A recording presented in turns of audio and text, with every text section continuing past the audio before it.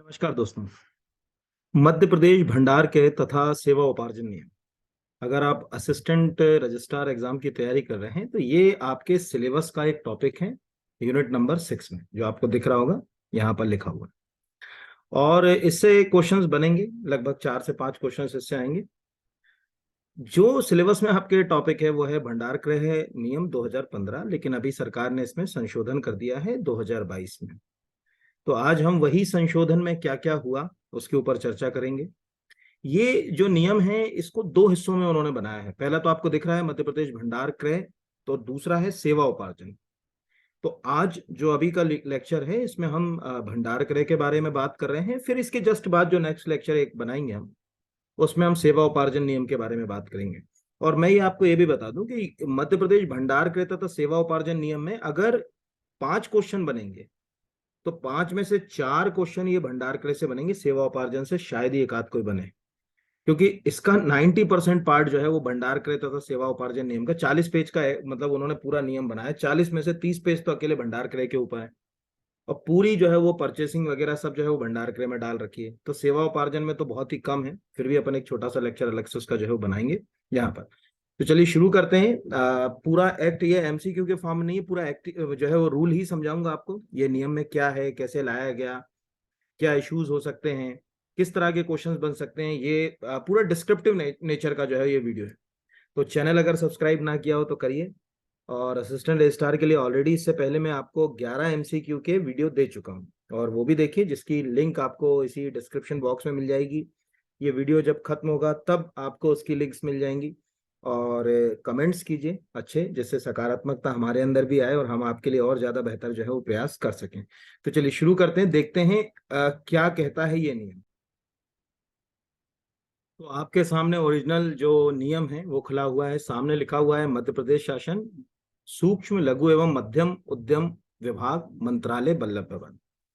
Indirectly पहला question तो आपको यही समझ पड़ गया कि सरकार केवल और केवल ये चाह रही है इस नियम के माध्यम से कि वो एमएसएमई को प्रमोट करे। ठीक है, micro small and medium enterprises जो होते हैं, जिनको हम आम भाषा में सूक्ष्म लघु एवं मध्यम उद्यम जो है वो कहते हैं, एमएसएमई। तो माइक्रो स्मॉल एवं जो है वो अगर कहा जाए मीडियम एंटरप्राइजेस के लिए लाया गया। और ऐसा नहीं कि सरकार केवल ये नियम से बात करी, आपको आश्चर्य होगा अभी सरकार बहुत ज्यादा प्रयास कर रही है सूक्ष्म लघु एवं मध्यम उद्योगों को बढ़ाने के लिए। जैसे एक क्वेश्चन आप यहाँ पर अलग से ये भी लिख लीजिएगा कि एमपी एमएसएमई डेवलपमेंट पॉलिसी 2021 में ही बनी है, या मैं लिख दे रहा हूँ यहाँ पर।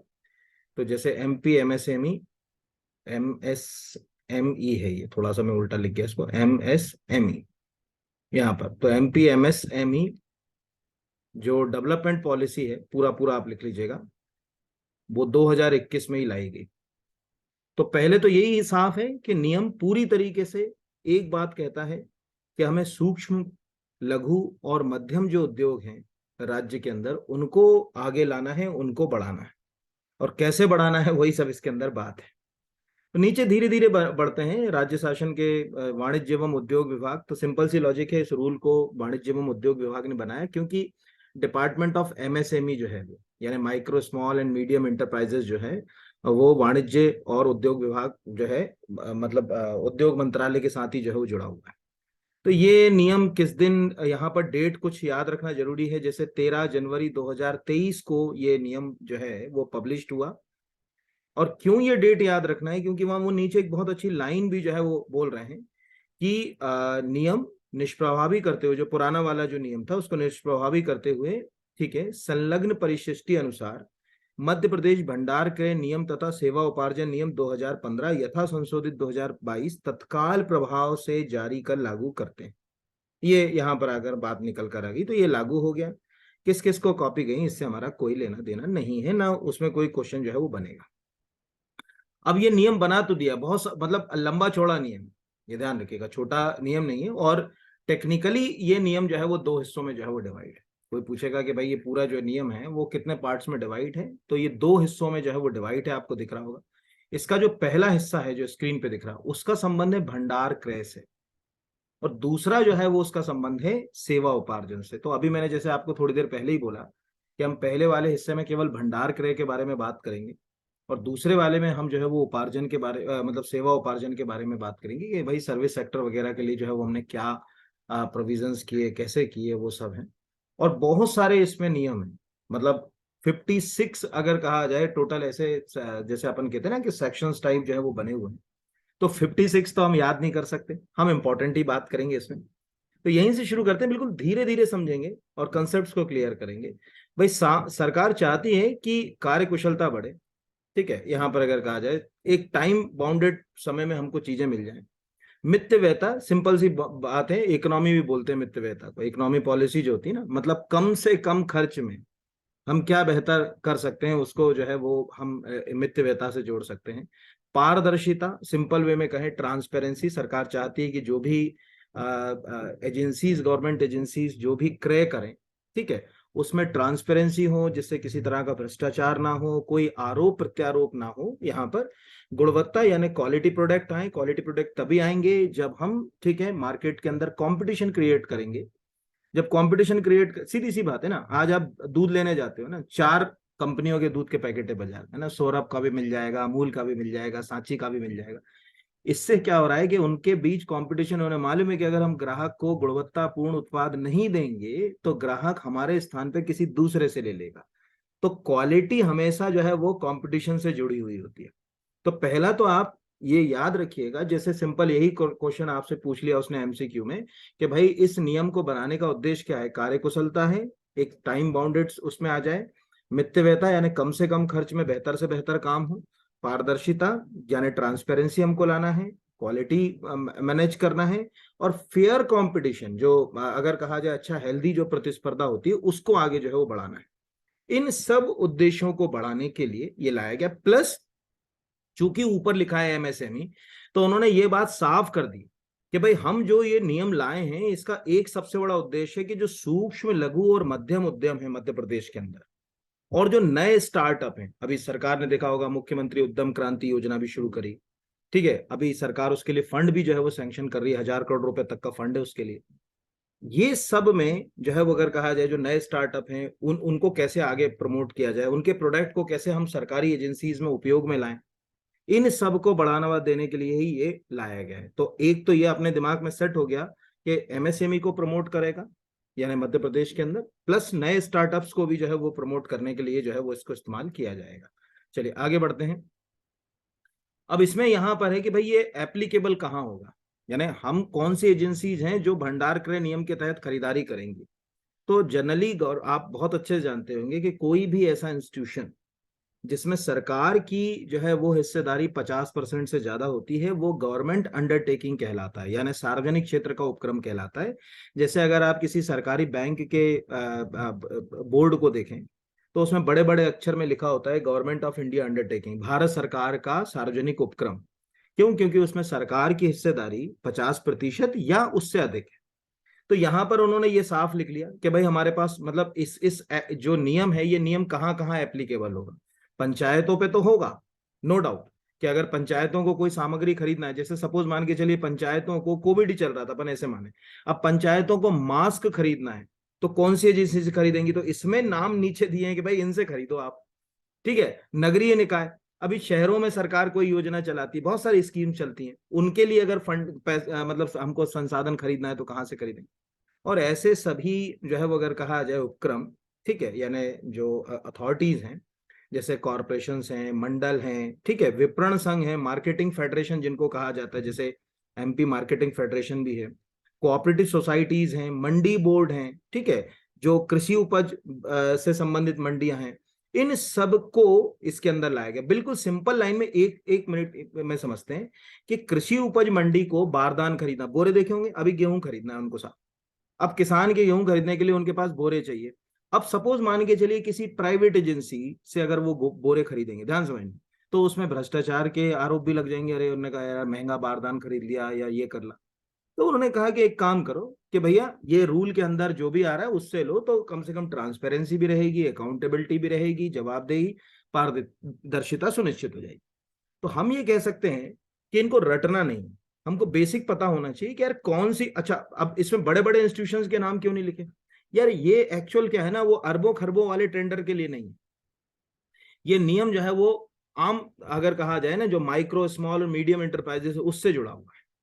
तो हम ये सोचेंगे 1,000 करोड़ का कोई प्रोजेक्ट खरीदना तो उसमें ये लागू हो जाएगा, बेबुनियादी सी बात है ना। तो वो सब तो नहीं मिलेंगे। ये सब जैसे मार्केटिंग फेडरेशन है, कोऑपरेटिव सोसाइटीज है, मंडी बोर्ड है, ठीक है, निगम है, मंडल है, इन सबको जरूरत पड़ती है 2 लाख, 5 लाख, 10 लाख, 50 लाख, 1 करोड़, 2 करोड़ की इनकी टेंडरिंग की, उनके लिए ये काम करेगा। तो एक ये है कि कहाँ कहाँ लागू होगा। तो अपने लिए ये हो गया 50% से अधिक, 50% पर भी एप्लीकेबल नहीं होगा, ये ध्यान रखें। 50-50 में तो ये तय नहीं हो पाएगा कि कौन मालिक है। अगर मैं और आप 50-50% में कोई सौदा कर ले, तो हम में से, जैसे मान के चलो, इसको आप ऐसे भी समझ लीजिए कि दो लोग हैं, ठीक है, दोनों के पास 5-5 रुपए और उनको समोसा खाना है, ठीक है, एक को समोसा खाना है, एक को कचौड़ी खाना है, और 5 रुपए का ही समोसा आता है, 5 ही का कचौड़ी आता है। तो वो दोनों स्वतंत्र हैं खाने के लिए, यानी 50% हिस्सेदारी में किसी को हम मालिकाना हक की तरफ नहीं ले आ सकते। बट इसी को थोड़ा सा बदल दो, एक दोस्त के पास 5 रुपए हैं और 5 रुपए 10 पैसे हैं, और दूसरे के पास 4 रुपए 90 पैसे हैं, और कचौड़ी और समोसा दोनों 5-5 रुपए का आता है। अब आप दिमाग लगाओ, जो 5 रुपए 10 पैसे वाला है वो तो खरीद ही लेगा क्योंकि उसके पास 5 रुपए, लेकिन उसके जो 10 पैसे हैं वो उसके लिए काम आएंगे। इसलिए मालिकाना हक उस व्यक्ति का है जिसके पास 5 रुपए 10 पैसे थे, अर्थात वो तय करेगा कि सामने वाले को मेरे को कचौड़ी खाने देना है कि समोसा खाने देना है। वो कहेगा नहीं यार, तेरे को खाना हो तो तू समोसा खा ले, मेरे को समोसा ही अच्छा लगता है, तो मजबूरी हो जाएगी। तो हमेशा ध्यान रखिएगा, मोर देन 50% की जब बात आती है, तभी कोई इंस्टीट्यूशन गवर्नमेंट अंडरटेकिंग कहलाता है। जस्ट लाइक जितने पीएसयू हैं, पब्लिक सेक्टर अंडरटेकिंग भारत सरकार के, जितने सार्वजनिक क्षेत्र के उपक्रम इस समय देश के अंदर भारत सरकार जो है चला रही, जितनी बड़ी बड़ी नवरत्न महारत्न ये जो कंपनियां हैं, सुनी होंगी अभी भारत में 12 बड़ी बड़ी नवरत्न महारत्न कंपनियां हैं, उन सब में सरकार की हिस्सेदारी 50% से ज्यादा है। तो इसमें हम भारत की तो बात नहीं कर रहे, मध्य प्रदेश की बात कर रहे हैं। तो एक तो ये आ गया, इनसे हम जो है वो अगर कहा जाए खरीदेंगे, ठीक है, इनके लिए। लेकिन इसमें उन्होंने एक बहुत अच्छी बात और डाली नीचे, जो अभी आपका पहला क्वेश्चन बनता है। ये नियम राज्य शासन द्वारा इस प्रयोजन हेतु समय समय पर विनिर्दिष्ट निकाय, संस्था अथवा अभिकरण, ठीक है, अभिकरण का मतलब होता है जो अथॉरिटी होती है, यहां पर अगर कहा जाए आदि पर भी लागू होगा, ये ध्यान रखिएगा। लेकिन यह नियम निम्नलिखित संस्थाओं की उन गतिविधियों पर लागू नहीं होगा जहां मध्य प्रदेश के हस्तशिल्पियों, कारीगरों द्वारा उत्पादित सामग्रियों का क्रय विक्रय किया जा रहा है। अब समझ लो ये क्या कहना चाह रहा है, ये लाइन, इसका क्या मतलब हुआ, सिंपल वे में समझे। कोई एक कारीगर है, ठीक है, और वो लकड़ी का काम करता है, ठीक है, या और सरल समझे कि कोई एक कारीगर है, वो मास्क बनाता है, ऐसे समझे। अब वो मास्क जो है, यहां पर अगर कहा जाए, बनाकर किसको बेचता है? मध्य प्रदेश खादी ग्रामोद्योग बोर्ड को बेचता है। तो उसको अधिकार है उसके प्रोडक्ट को बेचने का। यानी इससे हमने क्या करा कि इसमें एक क्लॉज डाल के कि भाई मध्य प्रदेश के अंदर जो हस्तशिल्पी हैं या जो कारीगर हैं उनको हमने संरक्षण दिया, ठीक है, उनको संरक्षण दिया। तो कौन कौन सी जो है अगर कहा जाए इंस्टीट्यूशंस को अलग करा, तो ये पहला क्वेश्चन हो गया कि प्रश्न क्या पूछेगा। मैं प्रश्न भी बताता जा रहा हूं कि मध्य प्रदेश भंडार क्रय नियम की गतिविधियां निम्न में से किस, अगर कहा जाए संस्था के पर लागू नहीं होंगी जो हस्तशिल्पियों और कारीगरों के उत्पादों का क्रय विक्रय करती, मतलब उनसे प्रोडक्ट खरीद भी रही हैं और उनके प्रोडक्ट को बेच भी रही हैं। फॉर एग्जाम्पल, संत रविदास मध्य प्रदेश जो है वो हस्तशिल्प हथकरघा जो है वो निगम, आप जाइए, बहुत सारा चमड़े का बना सामान, ठीक है, कपड़ा, ठीक है, खादी से बनी हुई चीजें जो है वो सब ये बेचता है, बहुत सारी चीजें बेचता है, ठीक है। तो उसको उसने किसी ना किसी से तो परचेस किया होगा, वो परचेस करने वाला कौन है? कोई हस्तशिल्पी होगा या कोई कारीगर होगा, तो उस पर लागू नहीं होगा। तो अपने लिए 3 हो गई। पहला हो गया संत रविदास मध्य प्रदेश हस्तशिल्प हथकरघा विकास निगम, ये कर रहा है तो वो एप्लीकेबल नहीं। मध्य प्रदेश खादी एवं ग्रामोद्योग बोर्ड कर रहा है, अगर ले रहा है तो वो एप्लीकेबल नहीं। मध्य प्रदेश लघु उद्योग निगम मर्यादित जो है अगर कहा जाए, जो एम्पोरियम वगैरह चला रहा है, तो वो उसके ऊपर नहीं। उसको राइट है वो हस्तशिल्पियों से कारीगरों से क्रय विक्रय करे, उसको हमने बकायदा जो है वो इसमें जो है वो राइट जो है दे दिया। फिर इसका जो रूल 3 है, अब यहां पर सेक्शन वर्ड बोलना थोड़ा गलत हो जाता है क्योंकि नियम है तो नियम 1 2 3, 3 नियम में परिभाषा है। अब हम सोचें कि पूरी परिभाषाएं याद कर लें, तो पूरी परिभाषाओं को तो याद करना मतलब अगर कहा जाए कि बहुत ही टेढ़ी खेल।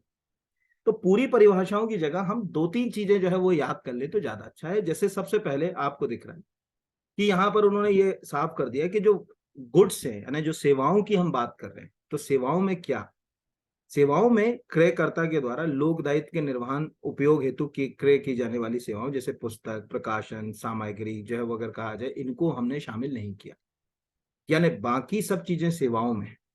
लेकिन अगर कहा जाए, यहां पर जो लिखा है लोक दायित्व के निर्वहन में उपयोग हेतु क्रय की जाने वाली वस्तुएं, लेकिन पुस्तकें, प्रकाशन, समसामयिकी, पत्रिकाएं आदि इसमें शामिल नहीं है, जैसे स्कूल में चलने वाली एमपी बोर्ड की बुकें। ऐसी चीजों को हमने इससे थोड़ा सा अलग रखने की कोशिश करी। ठीक है, दूसरा अगर कहा जाए नीचे जैम सबसे इंपॉर्टेंट है। गवर्नमेंट ने जो है वो करप्शन को कम करने के लिए, हालांकि इससे करप्शन ऐसे कोई कम हुआ नहीं, क्योंकि जेम पर आप जाओगे, जेम पोर्टल के ऊपर प्राइस बहुत हाई लिखी होती।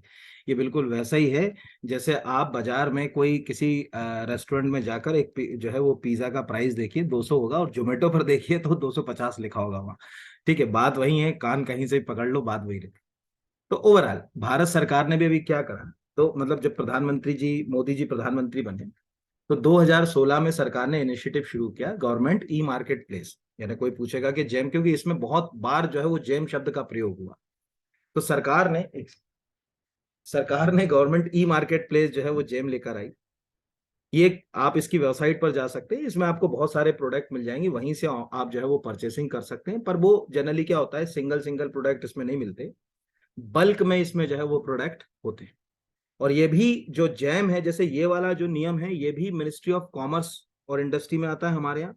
वो जैम है वो गवर्नमेंट ऑफ इंडिया की मिनिस्ट्री ऑफ कॉमर्स और इंडस्ट्री के अंदर आता है। तो जैम, ठीक है, यहाँ पर इसमें एम भी बड़ा होगा, ई भी होगा। ये 2016 से भारत सरकार का इनिशिएटिव है।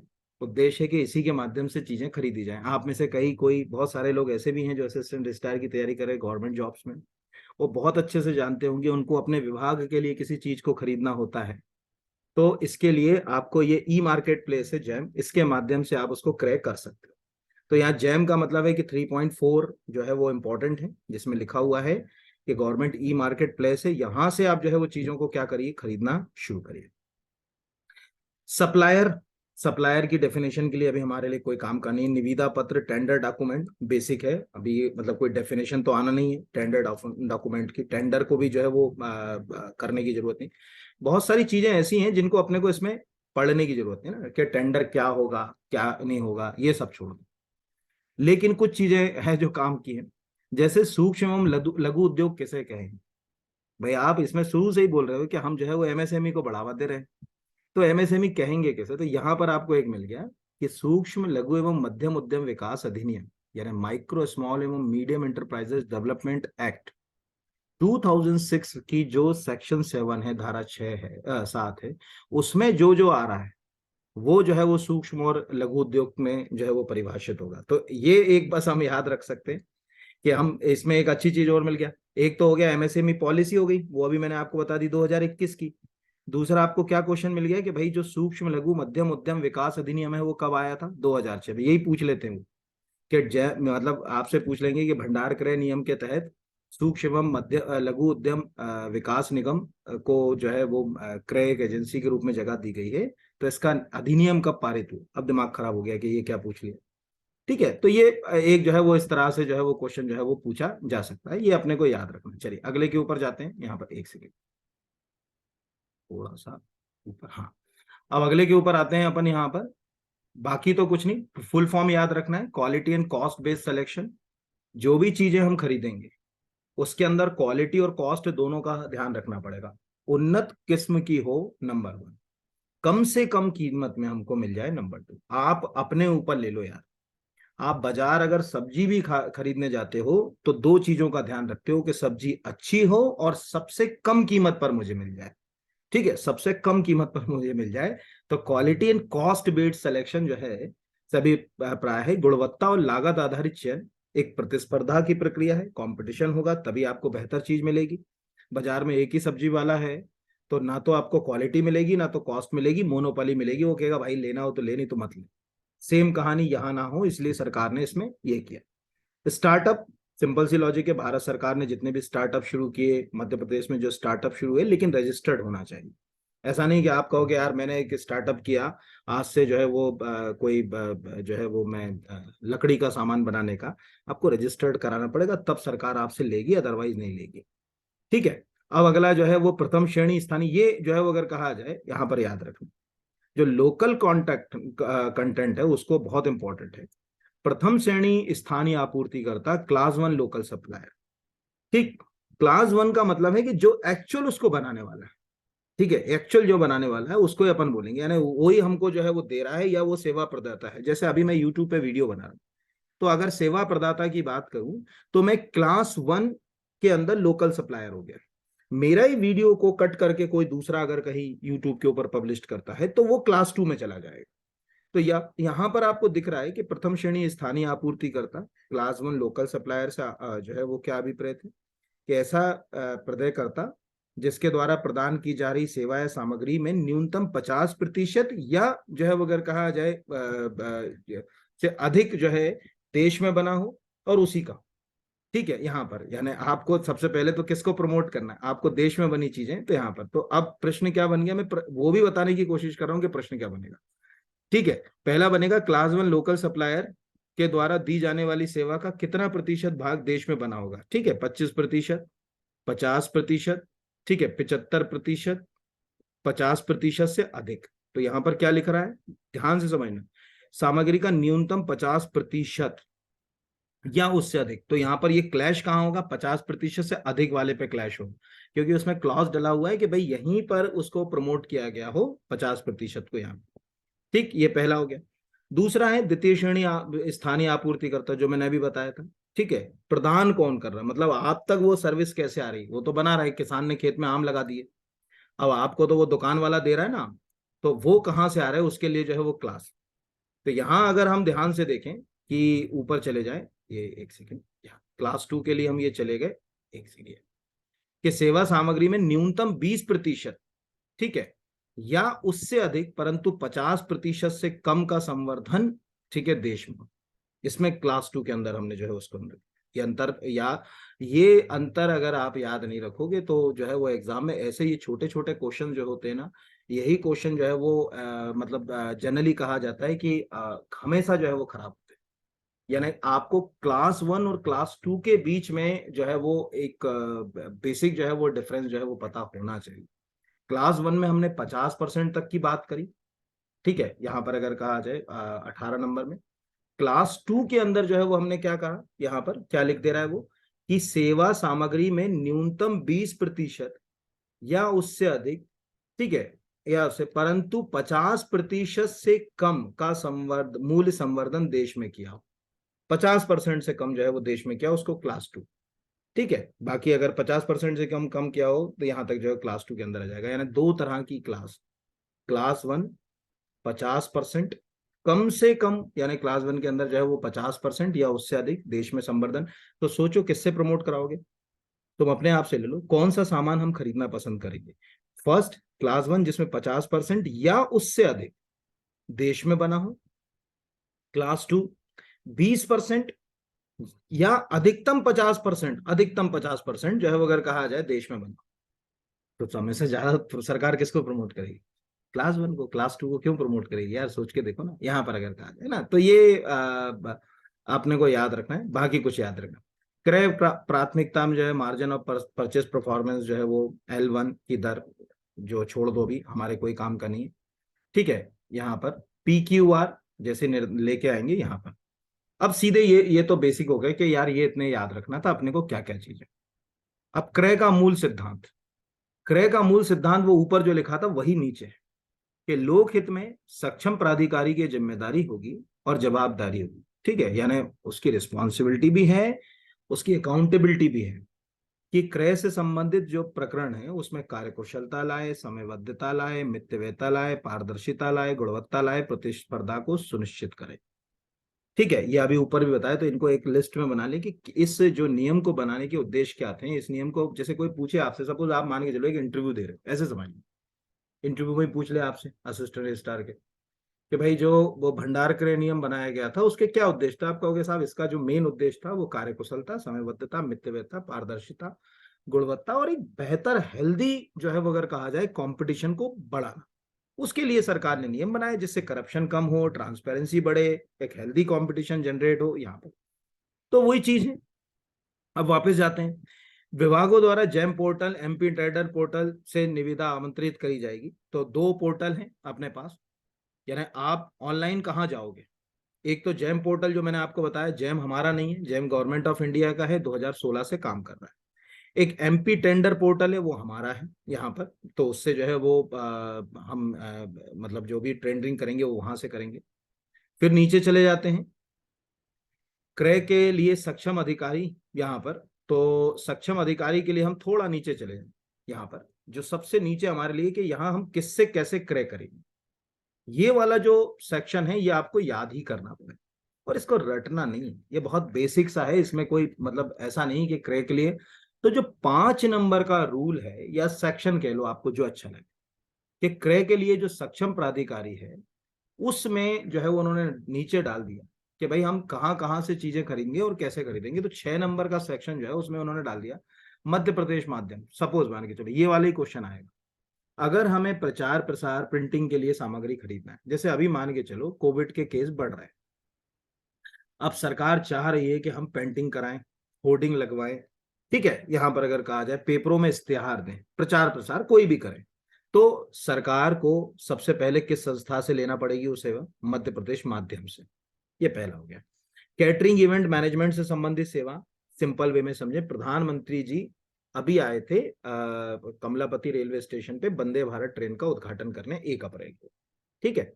अब उस ट्रेन के उद्घाटन के दौरान वो रुके भी, उस दौरान उनके साथ आए हुए जितने भी डेलीगेशंस थे, लोग थे, उनके लिए खाने की व्यवस्था कहीं ना कहीं तो हुई होगी।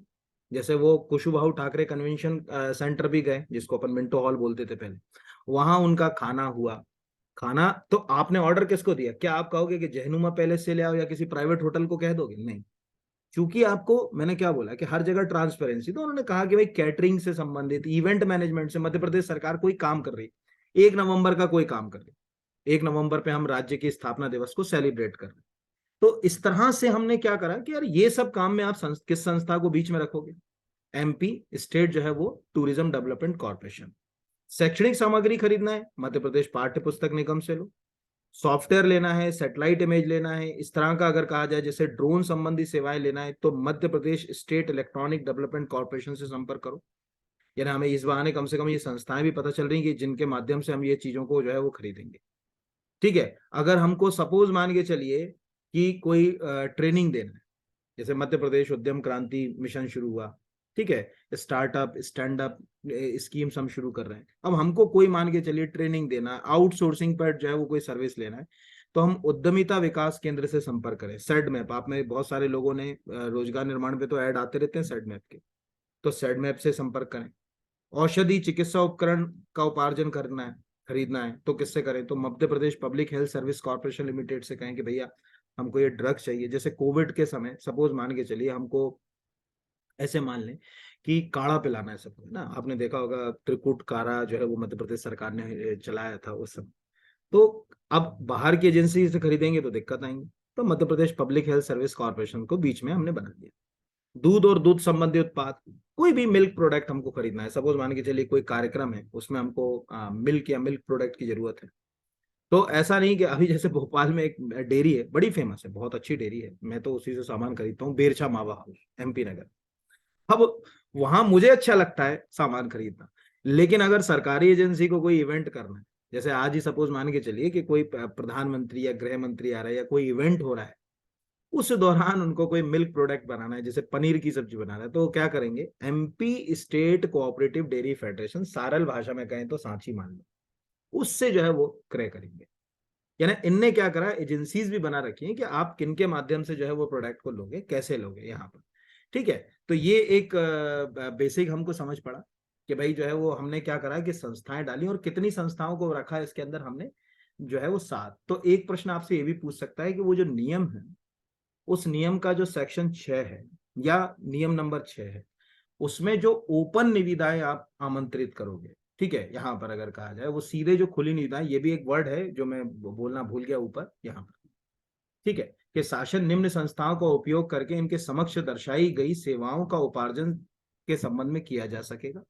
सक्षम क्रयकर्ता अधिकारी इन संस्थाओं को निम्नलिखित सेवाओं के उपार्जन हेतु बिना निविदा के सीधे आदेश दे सकेगा अथवा इसका उपार्जन खुली ओपन टेंडरिंग के माध्यम से किया जाएगा। मतलब समझ गए, आज भोपाल में एक कार्यक्रम करना है, उसके लिए 50 लीटर दूध की जरूरत है, कोई जो भी सक्षम क्रयकर्ता अधिकारी वो सीधे जो है वो किससे संपर्क करेगा, वो कहेगा जाके MP state cooperative dairy federation से कि भैया इतना दूध हमको उपलब्ध करा दो। यहाँ पर आ गया समझ में। तो ये वर्ड मैं ऊपर भूल गया बोलना, लेकिन ये याद रखना है ना। तो ये जो है वो 6 नंबर में आपको याद रखना है, शायद आपको आ जाए। अब 7 पे आते हैं। 7 बड़ा सरल है, अनारक्षित सामग्री का क्रय जो है वो करना। ठीक है, यहाँ पर तो अब ये लिखा हुआ है कि अनारक्षित जो है वो, एक तो हो गई आरक्षित, दूसरी हो गई अनारक्षित सामग्री, उसका क्रय नियम 8, 9, 10 में उल्लेखित प्रावधान वो भी अपन आ रहे हैं के तहत जैम में उपलब्ध होने की दशा में जैम के माध्यम से, और अगर जैम पर उपलब्ध नहीं है तो फिर जो है वो आप बाहर से करोगे। कैसे करोगे उसके लिए अब हम जो है वो जानते हैं यहाँ पर। तो ध्यान से देखिएगा, जैम पोर्टल से क्रय किए जाने की दशा में दरों की युक्ति युक्तता, ठीक है, क्रयकर्ता द्वारा प्रमाणित की जाएगी। जैम पोर्टल से क्रय की स्थिति में क्रय की जाने वाली सामग्री का अनुमानित मूल्य 2,50,000 से अधिक होने पर जैम पोर्टल पे निविदा से क्रय की जा सकेगी। अब ध्यान से समझ लो कैसे इसको, इन इन सेक्शंस को आप साधारण जीवन में नहीं समझोगे तो आप, जैसे आप मान के चलो आप एक डिस्ट्रिक्ट एजुकेशन ऑफिसर हो, आपने डीओ लिख लिया। अब सरकार ने कहा कि भाई आप एक काम करो, ऑनलाइन शिक्षा को बढ़ावा दो और स्कूल में प्रोजेक्टर लगवाओ। अब ध्यान सुनना, अब हमको एक प्रोजेक्टर लगवाना, यहां लिख लिया हमने, एक प्रोजेक्टर लगवाना, एक प्रोजेक्टर। अब वो प्रोजेक्टर 40,000 का आ रहा है, ठीक है, वो प्रोजेक्टर 40,000 का। तब हमें जैम पर जाने की जरूरत नहीं है, ठीक है, तब हमें जैम पर जाने की जरूरत नहीं है। या वो अगर मान के चलिए 5 प्रोजेक्टर लगवाना है, तब भी हमें जैम पर जाने की जरूरत नहीं है। क्यों? क्योंकि जैम पर जो है गवर्नमेंट, जो अभी आप देखिएगा प्रोजेक्टर आप टाइप करके देखिए, उसमें कीमत मिल जाती है आप, ठीक है। गवर्नमेंट ई मार्केट प्लेस पर आप कब जाओगे, कब वहां से क्रय करोगे, जब अनुमानित मूल्य 2.5 लाख रुपए से अधिक होने की स्थिति में वहां से क्रय करोगे। तो ये अपन, इसमें आप जेम नहीं जा रहे 2.5 लाख तक, तो अब 2.5 लाख तक हम कैसे करेंगे? क्या एक ही अथॉरिटी को कह दे कि भैया तुम्हें 2.5 लाख तक का क्रय कर लो, तो फिर तो गड़बड़ हो जाएगी, वो तो फिर राजा हो जाएगा। तो हमने क्या करा, इसमें बहुत सिंपल सिंपल से कंसेप्ट करें। 50,000 रुपए तक सामग्री बिना कोटेशन के, जो मैंने कहा कि अभी डिस्ट्रिक्ट जो एजुकेशन सिंपल वो मैं बता रहा हूँ, उसको एक प्रोजेक्टर लेना था जो 40,000 रुपए का आ रहा, उसको जैम पर जाने की जरूरत नहीं थी, वो बिना कोटेशन के खुद जो है वो इसकी परचेसिंग मार्केट से कर सकते, ठीक है, खुद। यहां पर अगर कहा जाए उसको, ये राइट इसके अंतर्गत उन्होंने लिख दिया, यानी ये नियम भी विभागों से जुड़े हुए, ये याद रखना। तो हमें दिख रहा है कि बिना कोटेशन की सामग्री का क्रय, purchase of good without quotation के लिए सक्षम प्राधिकारी द्वारा प्रमाण पत्र के आधार पर कोटेशन या निविदा आमंत्रित किए बिना प्रत्येक अवसर पर 50,000 रुपए तक के मूल्य की अनारक्षित सामग्री का क्रय जैम स्थानीय बाजार से किया जा सकता है। इसका मतलब है कि जैम पर जाने की जरूरत नहीं है, लेकिन तुम्हें जाना हो तो तुम चले जाओ, तुम्हें वहां से ऑनलाइन प्रोडक्ट खरीदना है वहां से खरीद लो, या लोकल मार्केट से खरीदना हो तो लोकल मार्केट से खरीदो, लेकिन जो भी अथॉरिटी होगी वो। और एट ए टाइम कितने का खरीदोगे? एक बार में प्रत्येक अवसर पर 50,000। अब तक का सबसे बड़ा जो घोटाला था ना, चारा घोटाला, वो इसी से जुड़ा। आप देखिए वहां पर क्या कोटेशन उन्होंने क्या उसमें राइट दे दिया, उन्होंने कहा 30,000, तो वो क्या करते थे, 28,000 के बिल लगाते थे। उसके ऊपर एक वेब सीरीज भी बनी है, मुझे याद तो नहीं आ रहा है, कुछ अच्छा सा नाम है उसका, कोई कमेंट करके देख लेना बॉक्स में। तो वो ऐसे ही करते थे ना, करोड़ों अरबों रुपए का चारा ऐसे ही खा गए। सेम यहाँ कहानी है कि 50,000 रुपए तक जो है वो बिना कोटेशन के आप लोकल मार्केट से ले लो, या आप जेम के माध्यम से लो। लेकिन अभी यही चीज मैंने क्या बोला, अगर मान के चलो 2.5 लाख रुपए, ठीक है, से अधिक होती, यानी 2,51,000 रुपए का प्रोडक्ट होता, तब आप लोकल मार्केट से परचेस नहीं कर सकते थे, तब आपको जैम के थ्रू ही उसको जो है वो परचेस करना पड़ता। तो एक तो ये हो गया। अब ये केवल का अभी 50,000 तक की बात हो गई ना, ऊपर क्लॉज क्या है, 2.5 लाख। तो 50,000 के ऊपर क्या है यहां पर अगर कहा जाए ये, अब इसमें इन्होंने एक अच्छी चीज और डाली, 50,000 रुपए क्रयकर्ता अधिकारी द्वारा इस पद्धति का उपयोग समस्त बजट शीर्षों के अंतर्गत वित्तीय वर्ष में अधिकतम 5 बार किया जा सकता है। मतलब सिंपल सी लॉजिक है, ऐसा नहीं कि तुम रोज 50,000 का खरीद रहे। उन्होंने कहा 2.5 लाख रुपए का अपने को प्रोजेक्टर खरीदना है, ठीक है, समझना, अपने को 2.5 लाख के प्रोजेक्टर खरीदना है, तो जो है वो अपन ने क्या करा कि रोज 50,000 के खरीद रहे, तो 6 खरीद लिए, ऐसा नहीं, 5 बार खरीद सकते हैं। देखो बात वहीं फिट हो गई। 5 प्रोजेक्टर खरीदोगे 2.5 लाख के। छठवां खरीदने के लिए तो जेम पे जाना पड़ेगा। तो अगर तुम्हें 6 खरीदना था तो सीधे ही जेम चले जाते ना, काहे मेहनत करी यहाँ पर 5 बार खरीदने की। तो ये जो है वो यहाँ पर तो प्रश्न क्या बन गया कि खुली जो है वो अगर कहा जाए स्थानीय बाजार से, ठीक है, कितने रुपए तक की सामग्री क्रय की जा सकती है? 50,000 रुपए तक की। एक वित्तीय वर्ष में यहां पर अगर कहा जाए कितनी बार क्रय की जा सकती है? अधिकतम 5 बार की जा सकती है। यानी बात वही आ गई, 5 पंजे 25, यानी 2.5 लाख रुपए तक की।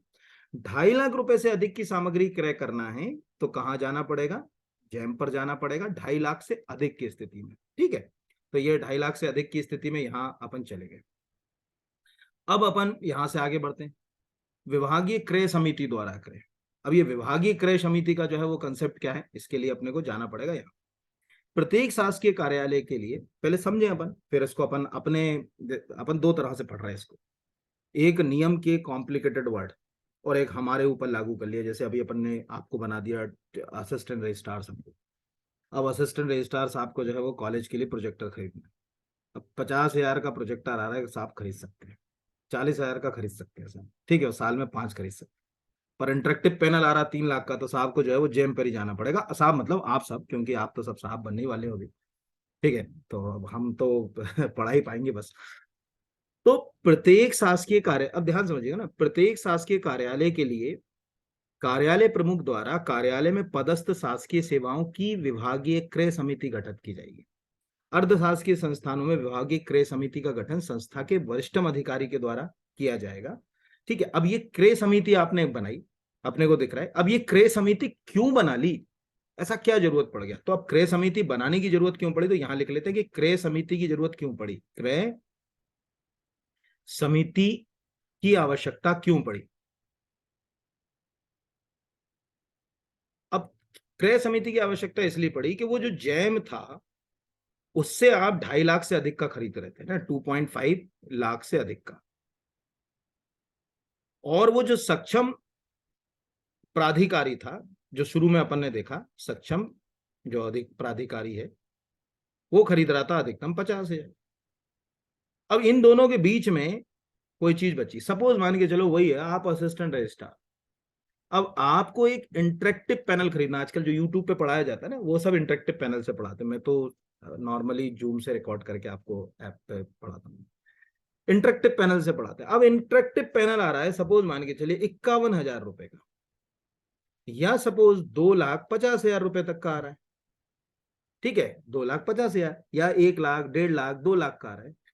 तब क्या करें, उलझन हो गई। वो जो बंदा था पहला, वो तो 50,000 ही का खर्च कर सकता था, उसको राइट ही 50,000 तक का। जेम 2.5 लाख से ऊपर बीच में कहा गए, तो हमने फिर यहां पर ये क्लॉज इसीलिए डाला कि भैया हम एक कमेटी बनाएंगे, यानी क्रयकर्ता अधिकारियों के लिए विभागीय क्रय समिति। और विभागीय क्रय समिति में जो भी मतलब अगर कहा जाए कि जो विभाग का जो वरिष्ठतम अधिकारी होगा, ठीक है, वरिष्ठतम अधिकारी, ऊपर मैं आपको बता दूं वरिष्ठतम अधिकारी की परिभाषा भी आप याद रखिए।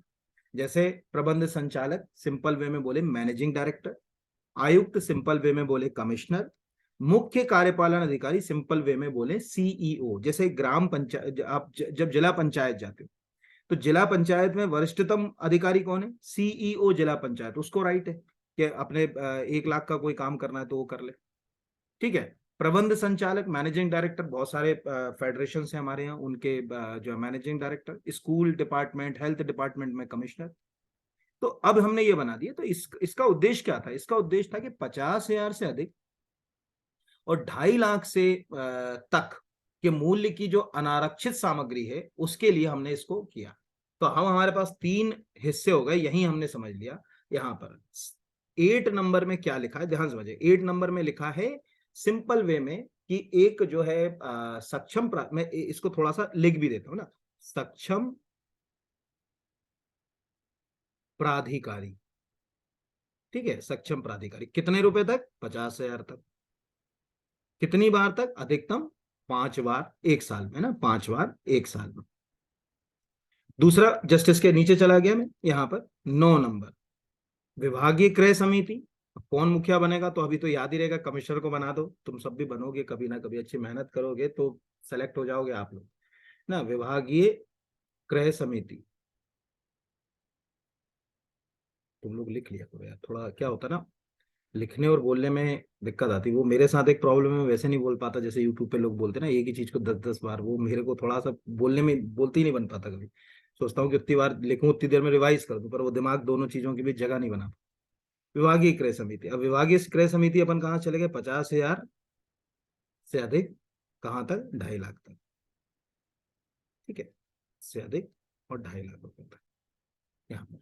और फिर 2.5 लाख से अधिक पर हम कहाँ चले गए, ठीक है, जैम पर, गवर्नमेंट ई मार्केट प्लेस। ये अपने को याद रखना। तो ये लिखा हो विभागीय क्रय समिति की उचित स्तर पर न्यूनतम 3 सदस्य हों। अब ये यहाँ पर इतनी बात तो आपको मैंने ये बता दी, बहुत इंपॉर्टेंट, ये आपने लिख ली। अब इसी के अंदर अगले के ऊपर जो है वो हम आ जाते हैं, यानी ये जो है वो हमको समझ पड़ गया। अब वो इसमें क्या बोल रहा है ये भी आप नीचे लिखिएगा कि जो विभागीय क्रय समिति होगी, सही इधर उधर भग जाता है पूरा के पूरा ऊपर। विभागीय क्रय समिति में उचित स्तर के न्यूनतम 3 सदस्य होंगे, जिनमें से यथासंभव एक सदस्य वित्तीय मामलों का जानकार होगा। ये पहला हो गया कि जो भी विभागीय समिति होगी उसमें फाइनेंशियल, यार फाइनेंस वाले ही काम कर रहे हो ना, खरीदार बेचारी तो फाइनेंस में आएगी। तो एक सदस्य फाइनेंस मामलों का जानकार होगा। यह समिति जैम पोर्टल पर उपलब्ध विभिन्न विक्रेताओं में से न्यूनतम 3 निर्माताओं के उत्पादों की उपयुक्तता, गुणवत्ता, विनिर्देश और प्रदत्त अवधि की तुलनात्मक अध्ययन कर न्यूनतम दर के निर्माता से उत्पादन क्रय करेगी। यानी मैंने क्या बोला, जो शुरू में अपन ने पढ़ा था, इससे कंपटीशन मिलेगा। जो सबसे कम में देगा उससे लेंगे, जो सबसे अच्छी गुणवत्ता में देगा उससे लेंगे। यहाँ पर तो दोनों चीजें आ जाएंगी। ठीक है, अब यहाँ पर नीचे ये आ गया कि प्रमाणित किया जाता है कि क्रय समिति ये आपके लिए काम करेगी ना, वो उनके लिए। दूसरा, इस पद्धति से भी आप मतलब मैक्सिमम ये भी जो प्रोसेस है, यानी 50,000 से 2.5 लाख वाली, ये भी आप उस वर्ष में 5 बार, यानी समस्त बजट सीट्स में अधिकतम 5 बार के अवसर तक नहीं, इससे ज्यादा नहीं कर पाओगे। अब आते हैं ओपन टेंडरिंग, खुली निविदा। ये तो हो गई, मतलब अभी हमने जो बातें करी उनको आप एक लाइन में सिंपल समझो कि अभी हमने कौन सी बातें करी हैं पूरी। ठीक है, 8, 9, 10 में अभी हम कहां तक जो है वो अगर कहा जाए 8, 9 में पहुंच गए, अनारक्षित, ठीक है, सामग्री की हम जो है वो बात कर रहे हैं। अभी हमने 8 और 9 पढ़ लिया है इसमें, अब हम 10 की ओर बढ़ते हैं। अब हमें टेंडर जारी करना है, निविदा। तो खुली निविदा एक होता है ओपन टेंडर। खुली निविदा में क्या होगा, तो खुली निविदा के लिए समझे, पहला अपने को ध्यान से रखना है कि ओपन टेंडर किस स्थिति में जारी करेंगे। तो लिखा हुआ है क्रय की जाने वाली सामग्री तथा सेवाओं का अनुमानित, ये दो मैंने क्या बोला, दोनों चीजें एक साथ चल रही हैं। भंडार क्रय और सेवा उपार्जन दोनों एक साथ चल रहा है, ये सब नीचे तक एक साथ चलेंगे। फिर सेवा उपार्जन का नीचे से थोड़ा सा हिस्सा उन्होंने क्या कर दिया, अलग कर दिया। तो दो ही, एक ही बात को दो जगह नहीं पढ़ना, एक ही जगह पढ़ना। क्रय की जाने वाली सामग्री तथा सेवाओं का अनुमानित मूल्य ₹2.5 लाख से अधिक होने अथवा नियम 9 में निर्धारित पद्धति से क्रय संभव अथवा वांछनीय ना होने। अभी अब उसने क्या बोल दिया, नियम 9। अभी नियम 9 में क्या देखा, नियम 9 में यानी यहां पर अपन सब चीजें लिंक कर ले। नियम 9 यानी आपने क्या बनाई थी, नियम 9 के तहत विभागीय क्रय समिति बनाई थी। कम से कम कितने मेंबर रखना था उसमें, क्रय समिति में कम से कम 3। तो विभागीय क्रय समिति, उससे अगर हम नहीं खरीद पा रहे, ठीक है, उससे हम या तो हम जो है वो अगर कहा जाए 2 लाख से 50,000 से अधिक का खरीदना है, पहला केस। या हमको जो है वो अगर कहा जाए जो विभागीय क्रय समिति वो नहीं खरीद पा रही, वो नहीं उससे हो पा रहा, तब हम ओपन जो है वो अगर कहा जाए टेंडरिंग करेंगे। खुला टेंडर या खुली निविदा जो है वो अगर कहा जाए उसको बुलाएंगे। और इसके लिए खुली निविदा हेतु बकायदा जो है वो एमपी टेंडर, मैंने आपको 2 प्लेटफॉर्म ऊपर ही बताते, या तो आप जैम पोर्टल का इस्तेमाल करोगे या आप एमपी टेंडर का। तो mptender.gov.in पूरा याद नहीं रखना, एमपी टेंडर या जैम से जो है वो निविदा आमंत्रित की जाएगी। ये ध्यान रखिए, यानी 2 जगहों से हम ये खरीद सकते हैं इन केस अगर ऐसा ना हो खुली मतलब स्थिति के अंदर। तो ये एक मतलब इसमें यहाँ पर ये रहेगा। अब टेंडर जारी करना है, तो टेंडर कैसे जारी होगा, कितने दिन के लिए जारी होगा। जैसे मान के चलो हमें वो प्रोजेक्टर ही खरीदना है, तब प्रोजेक्टर के लिए हम टेंडर देंगे, तो कितने दिन तक में खरीदा जा सकता है, क्या टाइमलाइन होना चाहिए, उसके ऊपर अब बात यहां से नीचे आते हैं। ये तो नियम ऐसे भी जो असिस्टेंट रजिस्ट्रार या पीएससी की तैयारी कर रहे हैं उनको ऐसे ही पता होना चाहिए। क्योंकि उससे ये पता चलता है कि सरकारी तंत्र कैसे काम करता है, उसका एक सिस्टम होता है पूरा के पूरा, आप उस सिस्टम को सीखते भी यहाँ पर।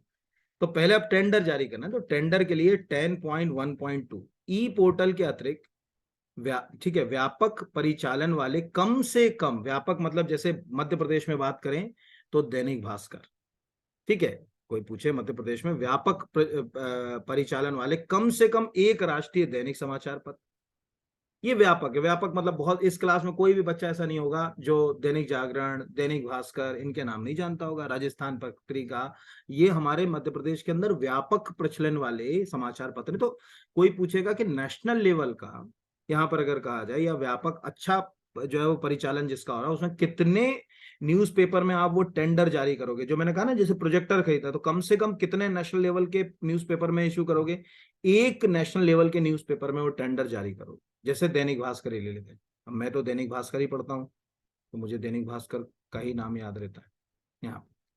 दूसरा वो राज्य स्तरीय समाचार पत्र, अब राज्य स्तरीय जैसे सांध्य प्रकाश भी हमारे यहाँ, प्रदेश टुडे भी हमारे यहाँ, ठीक है, आप जिस शहर से होंगे वहां के भी लोकल जो है वो अगर कहा जाए पेपर होंगे, तो उनका परिचालन थोड़ा कम होता है, ठीक है, उस नेशनल पेपर की तुलना में।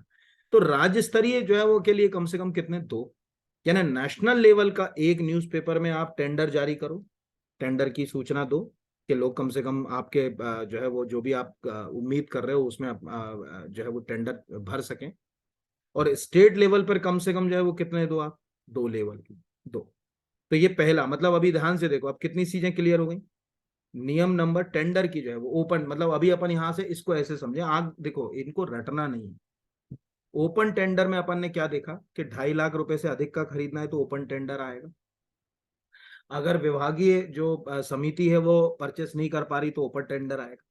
ओपन टेंडर के लिए सबसे पहले आपको एक नेशनल लेवल के न्यूज़पेपर में टेंडर नोटिस देना पड़ेगा, और स्टेट लेवल के 2 न्यूज़पेपर में टेंडर नोटिस देना पड़ेगा। ये क्वेश्चन हो गया तैयार, ठीक है। अब टेंडर नोटिस के कितने दिन के अंदर वो प्रक्रिया होगी, ऐसा नहीं कि कई बार क्या करती, कई एजेंसी चालाक होती, आज ही टेंडर दिया और उसकी अवधि कल सुबह तक है, और अपने परिचितों को बोल दिया अरे वो टेंडर हमने जारी किया है और रात को 12 बजे बंद हो जाएगा, तुम कोटेशन फाइल करो, तो तुम ही को चला जाएगा। अब लोगों को पता ही नहीं, वही एक ही कोटेशन आया उसको मिल गया। तो इसके लिए उन्होंने टाइम पीरियड बनाया। तो सामान्य निविदा जो जनरल अगर कहा जाए, अगर कॉन्ट्रैक्ट की बात होती है, तो सामान्य निविदा की स्थिति में हम प्रकाशन की तिथि से कम कितने दिन तक का समय देंगे, पोर्टल पर अपलोड होने से 21 दिन, यानी सामान्य स्थिति में कितना चला गया यही लिखते जाते हैं ना, सामान्य निविदा की स्थिति में 21 दिन का समय देंगे, ठीक है। विशेष परिस्थिति में, अभी मान के चलिए कोई एक परिस्थिति आ गई कि भैया अभी अपने को फटाफट जो है वो बहुत कम, जैसे कोविड में अचानक लगा कि यार हमको जो है वो हॉस्पिटल में सीरियस की कमी आ गई, इंजेक्शन लगाना है सपोज, ठीक है, अचानक, तो अब फटाफट खरीदना है, तो उन्होंने कहा यार एक काम करो 21 दिन का नहीं 14 दिन की जो है वो टाइम बाउंडेड जो है वो टेंडरिंग कर। तो अगर कोई विशेष परिस्थिति, ठीक है, के कारण अभिलिखित करते हुए अल्पकालीन निविदा भी आमंत्रित की जा सकती है, उसमें लिखना पड़ेगा कि भाई ये स्थिति, जैसे मान के चलो ऐसे समझ लो कि कहीं कोई बाढ़ के हालात आते हैं और हमें अचानक मान के चलिए कोई फूड के पैकेट, एक सिंपल वे में ना, फूड के पैकेट एक 50,000 फूड के पैकेट बनवाना, अब उसमें तो जो है वो आप समय नहीं दे सकते, तो वहां 14 दिन भी नहीं लगेगा, वो उसके नीचे का क्लॉज में। तो विशेष, मैं आपको केवल परिस्थितियां बता रहा हूँ कि विशेष परिस्थितियां अलग होती हैं। तो विशेष परिस्थिति में जो है वो 14 दिवस। और तीसरा सबसे इंपॉर्टेंट है यहां पर अगर कहा जाए, यानी एक हो गया सामान्य, दूसरा है विशेष, तीसरा है जनहानि की आशंका। समझो आप किसी जिले के अंदर डिस्ट्रिक्ट कलेक्टर है ना, और अचानक आज बाढ़ आ गई, और बाढ़ के समय आपको सपोज एक सेवा लेना है, बोट बोट चाहिए आपको, 100 बोट चाहिए, सिंपल सी लॉजिक है। अब आप सोचो कि मैं टेंडर जारी करूं 21 दिन का बोट क्रय करने के लिए, या जो है वो किराए पे लेने के लिए, या अल्पकालीन 14 दिन की, तो तब तक तो घटना घट जाएगी। तब कैसी स्थिति है यहां पर अगर कहा जाए, जब हानि की आशंका होती है, यानी लाइफ से संबंधित कोई घटना घटे, परिसंपत्तियों को नुकसान होने की स्थिति आए यहाँ पर, तब जो है वो समय जो है न्यूनतम 3 दिन या अधिकतम 7 दिन, अथवा 7 दिन होगा। यानी कितने क्लॉज हैं ओपन टेंडर के, यानी खुली निविदा के लिए, लिख दे रहे जब जारी कर रहे 2.5 लाख से ऊपर विभागीय क्रय समिति ना कर पाए। कितना सरल है ये एक्ट, मतलब कितना सरल रूल है ये, मतलब पता नहीं क्यों कितना कॉम्प्लिकेटेड कर लेते हैं हम लोग। 21 दिन सामान्य, ये पहला हो गया यहाँ पर। ठीक है, सामान्य मतलब न्यूनतम 21 दिन है। न्यूनतम सामान्य का मतलब न्यूनतम 21 दिन सामान्य में। फिर उसके बाद 14 दिन शॉर्ट टेंडर में, अल्पकालीन के लिए अगर कहा जाए यहाँ पर 14 दिन। और जनहानि की आशंका में 3 दिन और 7 दिन। ये ओपन टेंडर की कहानी जो है वो, ये हमको जो है वो पता होना चाहिए कि कैसे जो है वो हम टेंडर लाएंगे, ओपन टेंडर क्या क्या रहेगा।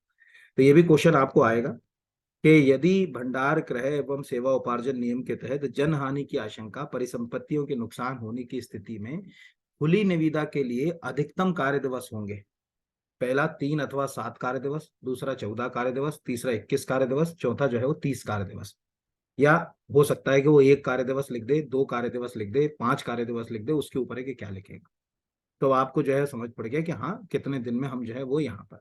तो न्यूनतम हमारे पास न्यूनतम 3 दिन है, उधर तो बहुत समय हमारे पास है यहाँ।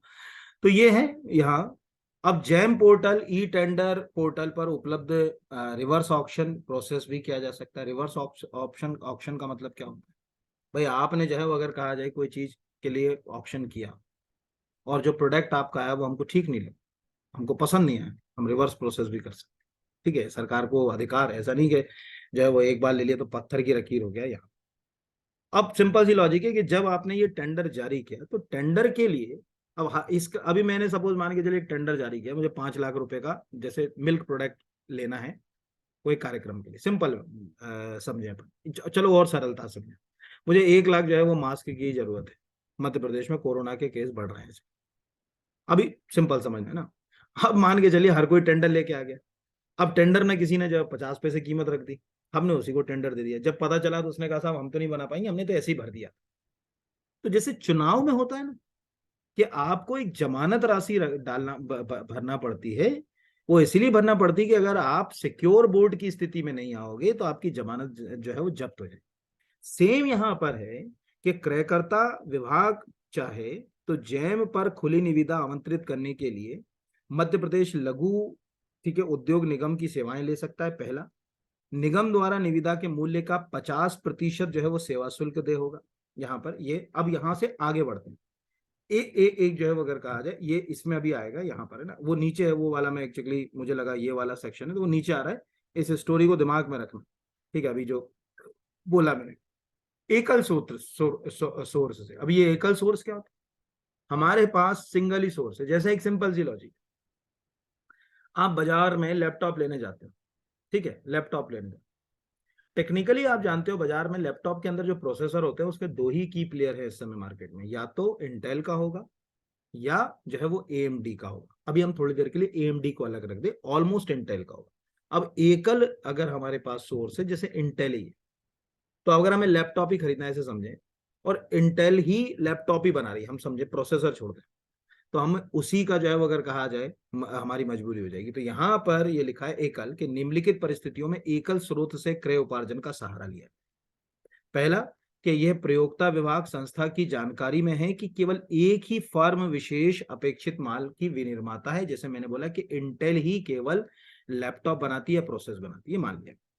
दूसरा, आपात स्थिति में किसी अपेक्षित माल को विशेष स्रोत से ही खरीदना आवश्यक है, यानी उसकी जो क्वालिटी है केवल ये क्वालिटी वही मैनेज कर सकता है, और ऐसा निर्णय के कारण रिकॉर्ड किया जाना चाहिए, ऐसे निर्णय का कारण रिकॉर्ड किया जाना चाहिए। इस प्रकार क्रय हेतु क्रयकर्ता अधिकारी एक श्रेणी के उच्चतम स्तर के अधिकारी, यानी जो भी उसका मतलब जो ऑफिसर होगा, देख सके तो बहुत जल्दी इधर भग जाता है, उच्चतम अधिकारी का अनुमोदन प्राप्त करेगा। ये आपको याद नहीं रखना कि वो अपने हायर लेवल अथॉरिटी से बोलेगा कि साहब एक ही व्यक्ति है, एक ही एजेंसी है जो ये बेचती है, तो हम इससे खरीद लें क्या? तो वो कहेगा ठीक है। ये अपने को याद रखना। एकल स्रोत से क्रय हेतु निविदा सिंगल सोर्स टेंडर के माध्यम से, समस्त क्रय सिर्फ जैम पोर्टल के माध्यम से ही होगा। यानी अगर वो है तो इंटेल को पहले कहना पड़ेगा कि पहले जैम पर जाओ, रजिस्टर्ड हो, और वहां से फिर हम आपसे लेंगे, अदरवाइज नहीं लेंगे। ठीक है, तो यहाँ पर जैम पोर्टल या वेंडर पर उपलब्ध ना होने की दिशा में मध्य प्रदेश भंडार क्रय सेवा उपार्जन नियम यथा संशोधित 2022 के प्रावधानों के अंतर निविदा बुलाई जाए या विभाग जो भी है यहाँ पर। तो एकल के लिए इतना अपने को याद नहीं रखना, ये सब उनके भरने के फॉर्म है, ये आपको थोड़ी पढ़ना है कि क्या होगा, ग्लोबल टेंडर इंक्वायरी क्या होगी, कैसे होगी, ये सब छोड़ दें। ठीक है, ये सब हमारे लिए जो है वो काम की जो है वो नहीं। दूसरा, जब हम निविदा टेंडर जारी करेंगे तो ये भी आएगा नहीं, लेकिन आपको कम से कम थोड़ा सा सीरियल में दो तीन चीजें पता होना चाहिए कि जब भी टेंडर जारी किया जाता है तो उसके अंदर कुछ चीजें होती हैं, टर्म्स एंड कंडीशन, जैसे जो है निविदाकर्ता के लिए अनुदेश, क्या क्या चीजें रहेंगी, इनको इंस्ट्रक्शंस को फॉलो करना पड़ेगा। ठीक है, जो संविदा है यानी जो अगर कहा जाए कॉन्ट्रैक्ट है उसकी शर्तें, जो भी चीजें मांगी गई उनकी अनुसूचियां, संविदा का फॉर्म, क्रयकर्ता उपार्जन के द्वारा इस्तेमाल किए जाने वाले मानक आदि, ये सब हमने रखा। तो यानी टोटल उन्होंने एक सिंपल है, इतना आना तो नहीं है लेकिन फिर भी आप याद रख सकते हो कि उन्होंने ये कह दिया कि जब आप टेंडर का फॉर्म भरोगे तो उसके अंदर 7 महत्वपूर्ण बातें होंगी, जिनमें से एक फॉर्म भी होगा। यानी जो सूचनाएं होंगी टेंडरिंग करने के लिए वो उसके 7 हिस्से होंगे, अनुदेश होंगे, शर्तें होंगी, अनुसूचियां होंगी। इन ग्राउंड पर हम क्या करेंगे, टेंडर को फिल करेंगे, इन ग्राउंड पर। तो मुझे तो कभी नहीं लगता कि कुछ प्रश्न ऐसे होते हैं जो आपको जो है वो नहीं आएंगे, पर पता होना जो है वो जरूरी। अब इसके बाद रख रखाव अनुबंध यानी मेंटेनेंस जो है वो जो ऊपर बता रहा था ना, तो मुझे लगा था वहां था, वो ये नीचे है, या ये। अब रख रखाव का क्या होता है, साधारणतः निविदा की प्रतिभूति, जो भी आप कॉन्ट्रैक्ट ले रहे हो, यहाँ पर क्रय उपार्जन की जाने वाली सामग्री के अनुमानित मूल्य का 0.5% एवं अधिकतम 3%। ठीक है, ये ध्यान रखिएगा। पॉइंट मतलब सिंपल सी लॉजिक है कि जैसे टेंडर हुआ 10 करोड़ का, तो 10 करोड़ तक के लिए 3%। 3% का मतलब है कि 1 करोड़ पे 3 लाख, तो 30 लाख रुपए आपको डिपॉजिट करना पड़ेगा। ठीक है, ऐसे ही 10 करोड़ से 50 करोड़ तक के लिए जो है वो बढ़ी हुई राशि में 1%, 50 करोड़ से अधिक पर जो है वो 0.5%। ये ध्यान रखिएगा ना, ये तीन आपको जो है वो अगर कहा जाए, जैसे कहते हैं ना कि आपको इतना जो है वो डिपॉजिट करना पड़ेगा। जैसे मैंने क्या बोला कि अभी मुझे 1 करोड़ रुपए का जैसे कोई टेंडर आया सरकार का, कि सरकार को इसको और सिंपल से समझो, आप मकान किराए पे देखने जाते हो, उसी से समझो। मकान किराए पे देखने जाते हो, कहते हो भाई साहब मुझे पसंद है, ठीक है मैं ले लूंगा। वो क्या कहता है, भाई साहब एक काम करो, टोकन राशि दे जाओ, 200 रुपये, 400 रुपये, 500 रुपये, सिक्योर हो जाएगी, तुम लोगे। कार खरीदने जाते हो, बाइक खरीदने जाते हो, तब भी हम क्या करते हैं, बुकिंग के लिए एक अमाउंट पे कर देते हैं, जिससे सिक्योरिटी हो जाए कि हाँ भैया ये हर कोई उठा चला नहीं। सेम उन्होंने क्या कर दिया कि 10 करोड़ रुपए तक 3% लेंगे, 10 करोड़ से 50 करोड़ तक 1% लेंगे, 50 करोड़ से अधिक के लिए 0.5% जो है वो लेंगे। ये एक प्रकार का आपका जो है वो सेफ हुआ डिपॉजिट मनी। ठीक है, यहां पर तो प्रतिभूति ये एक याद रखिएगा, ये आ सकता है कि यदि कोई निविदा 50 करोड़ रुपए से अधिक की है तो निविदा की प्रतिभूति यानी, ठीक है, अर्नेस्ट मनी डिपॉजिट जिसको अपन ईएमडी कहते हैं, वो कितनी होगी, ये ईएमडी यहाँ पर ये लिखी हुई है ईएमडी। तो आप कहोगे कि 50 करोड़ से अधिक है तो क्या देगा, वो आपको देगा 1%, मतलब वो ऐसे ही करेगा 0.5%, 1%, 2%, 3%। तो आंसर हो जाएगा 0.5%। जितना, इसको ऐसे याद रखो, जितना ज्यादा का काम उतना कम सिक्योरिटी, जितने कम का काम उतनी ज्यादा सिक्योरिटी। ये आप हमेशा इसको जो है वो याद रखिए, हमेशा। ये एक बहुत सिंपल सा जो है वो कंसेप्ट यहाँ पर। तो ये एक है, लेकिन उन्होंने इसमें एक अच्छी बात नीचे डाल दी कि ये जो क्लॉज हमने डाला है, यानी जिस क्लॉज के बारे में हम बात कर रहे हैं, मध्य प्रदेश सूक्ष्म एवं लघु उद्यम तथा स्टार्टअप, जो भी एमपी के अंदर स्टार्टअप है, रजिस्टर्ड है, उनको जो है वो ईएमडी के भुगतान से छूट रहे। अगर वो स्टार्टअप है तो यहाँ पर हम उसको उससे जो है वो अलग रखेंगे। प्रतिभूति सही सही राशि विभाग द्वारा, अब ये तो खैर पढ़ने की जरूरत नहीं कि कैसे उसको जमा करोगे, सिंपल सी लॉजिक है, डिमांड ड्राफ्ट से जमा कर सकते हो, मियादी रसीद से कर सकते हो, बैंकर चेक से, ये नहीं आएगा।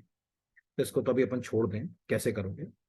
दूसरा, क्या आपने पैसा तो जमा कर दिया है टेंडर के लिए, और टेंडर किसी को मिल गया, आपको नहीं मिला, तो जो आपने वो 1%, ठीक है, 3%, ठीक है, या आधा परसेंट जो अमाउंट जमा किया है, वो आपको जो मतलब प्रक्रिया है उसके खत्म होने के 30 दिन के बाद लौटा दी जाएगी। लिखा ना, असफल निविदाकर्ताओं की निविदा की प्रतिभूति को निविदा के अंतिम वैधता तिथि से, जैसे 21 दिन है तो 21 दिन की के डेट खत्म होने के बाद अधिकतम 30 दिन के अंदर हम क्या करेंगे, उसको लौटा देंगे कि भैया लो, अब वो किसी दूसरे को जो है वो हम ने जो है वो ये जो है वो दे दिया। ठीक है, ये आप याद रखिएगा। क्लियर है, आ गया समझ में। वापस जो है वो चले जाते हैं, निष्पादन जो है वो परफॉर्मेंस गारंटी जो है वो अगर कहा जाए, वही वही जो है वो अगर कहा जाए गारंटी, वहां पर जो लग रहा है वही यहाँ पर है। इसको छोड़ दें, यह भी हमारे लिए कोई काम का नहीं है। प्रदेयकर्ता को प्रदेय आदेश, ये भी हमारे काम का नहीं है। भाई आपको मिल गया टेंडर तो हमको आपको ऑर्डर कर देंगे, कैसे कैसे काम करोगे, तो जो जो हमारे लिए काम का नहीं है यहाँ। ठीक है। अब इसमें इतनी चीजें तो जो है वो अगर कहा जाए काम की नहीं है, लेकिन यहाँ एक चीज काम की, उपार्जन करता अभिकरण निरीक्षण हेतु, यहाँ पर अब जो है आपको आदेश तो मिल गया। अब आदेश मिलने के बाद आपसे कहा कि आप प्रोडक्ट को तैयार करके दो हमको तैयार। अब जब आप प्रोडक्ट को तैयार करके दोगे, ठीक है, तो उसकी हम गुणवत्ता की क्वालिटी चेक करेंगे। यानी 17 नंबर हमारे लिए आ गया कि उपार्जन करता अभिकरण जो भी ले रहा है, जैसे सपोज मान के चलो एमपी एजुकेशन डिपार्टमेंट ले रहा, तो उपार्जन करता अभिकरण हो गया, वो गुणवत्ता निरीक्षण कराएगा। ठीक है, कि भाई जो आप प्रोडक्ट दे रहे हो, हमने सपोज बुक ही ली, हमने प्रोजेक्टर ही लिया, जो भी लिया वो गुणवत्तापूर्ण है नहीं, तो गुणवत्ता का निरीक्षण कराएंगे। उपार्जन करता, अब निरीक्षण कैसे होगा यहाँ पर अगर कहा जाए, निरीक्षण हमको सामान लेने से पहले समस्त सामग्रियों को प्रदेय पूर्व निरीक्षण किया जा सकेगा। उपार्जन करता अभिकरण निरीक्षण हेतु निरीक्षण एजेंसी को नियुक्त करता है, कर सकता है। ठीक है, जो निरीक्षण करे यहाँ पर। और निरीक्षण के लिए अगर कहा जाए कि ये अब निरीक्षण हो गया, उसने ओके कर दिया, क्वालिटी बता दी कि हाँ ठीक है, तब वो हम उससे लेंगे। तो किसी प्रोडक्ट को टेंडर मिलने के बाद उसका हम जो है वो निरीक्षण कर सकते हैं। एक जो है वो इंस्पेक्टर अपॉइंट कर सकते हैं, वो अगर लिख देगा या हो जाएगा तब करेंगे। फिर दूसरा है कि भुगतान के पूर्व यह अनिवार्य सुनिश्चित किया जाएगा कि सामग्री का निरीक्षण हुआ है, यानी वो लिख के देगा कि भाई मेरे द्वारा जो है वो सामग्री का निरीक्षण कर लिया गया, और जो गुणवत्ता की बात कही गई या टेंडर में जिस गुणवत्ता का जो है वो उल्लेख किया गया, उसी गुणवत्ता के अनुरूप ये सामग्री पाई गई, और मैं इसे जो है वो अथॉराइज्ड करता हूँ और सील ठप्पा लगा देगा। उसके बाद अब हो गया कि हाँ भैया मेरा सामान बढ़िया। प्राप्त सामग्री की गुणवत्ता विनिर्देशनों के अनुरूप नहीं होने की स्थिति में, सपोज नहीं, क्रयकर्ता सामग्री प्राप्ति के 7 दिवस के अंतर, ठीक है, यहां पर अगर कहा जाए उपार्जनकर्ता विवरण को ईमेल पोर्टल माध्यम से अवगत कराया जाना आवश्यक हो। क्या भैया जो मतलब जो ये चीज नहीं हुई, या अगर कहा जाए हमारे यहाँ निरीक्षण करने ही कोई नहीं आया, ठीक है, या हमारी सामग्री में गुणवत्ता में कोई कमी है, तो ये एक अपने को जो है वो याद रखना है, बाकी कुछ याद नहीं रखना। आंशिक भुगतान, ठीक है, विलंबित भुगतान ये छोड़ दो। यानी हम जो पेमेंट करेंगे वो कैसे कैसे करेंगे, क्या प्रक्रिया से पेमेंट करेंगे, वो सब हमारे लिए बिल्कुल काम का जो है वो नहीं। नीचे आ जाते हैं, जो काम का है ना वो वही पढ़ना, पूरा नियम थोड़ी पढ़ना है कि तुमको जो है वो अभी नियम पे जाके काम करना, तुमको कौन सी निविदा जारी करनी। ठीक है, सॉरी, आप लोगों को कौन सी निविदा जारी करना, आपको तो केवल नियम की बेसिक जो है अगर कहा जाए प्रोविजंस को पढ़ना है ना। तो यहाँ पर नीचे आ जाते हैं, यहाँ ये, अब यहाँ थोड़ा सा नीचे चले जाते हैं, यहाँ से शासकीय क्रय में दर अनुबंध के लिए निम्नलिखित परिस्थिति होंगी।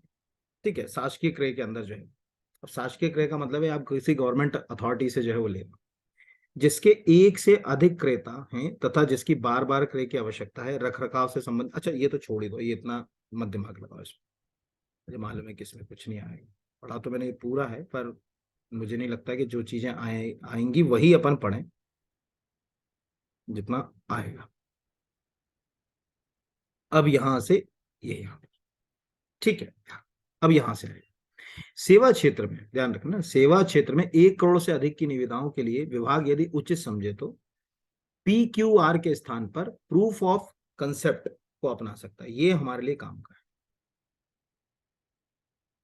अब आप कहोगे कि प्रूफ ऑफ कंसेप्ट क्या चीज होती है, तो जिनने इकोनॉमिक्स पढ़ा होगा उनको प्रूफ ऑफ कंसेप्ट मालूम है। प्रूफ ऑफ कंसेप्ट का बिल्कुल सिंपल सा कंसेप्ट होता है बिल्कुल सिंपल सा है, जो चीज आपको दी जा रही है वो उस गुणवत्ता की है जिससे आपको, जैसे सिंपल सी लॉजिक है, आपका कोई दोस्त, आपने अपने किसी दोस्त को मेरा चैनल जो है वो प्रेफर कर दिया कि यार आप एक काम करो, सर का जो है वो चैनल देखो यूट्यूब का। उसने कहा यार अच्छा है कि कंटेंट, वो आप कहोगे नहीं बिल्कुल मैं तुमको देख रहा हूँ, देखो ये वाला क्वेश्चन आया, ये वाला क्वेश्चन आया, ठीक है, और इससे अपना एग्जाम ये निकल सकता है। इसको बोलते हैं प्रूफ ऑफ, ठीक है, अगर कहा जाए कंसेप्ट।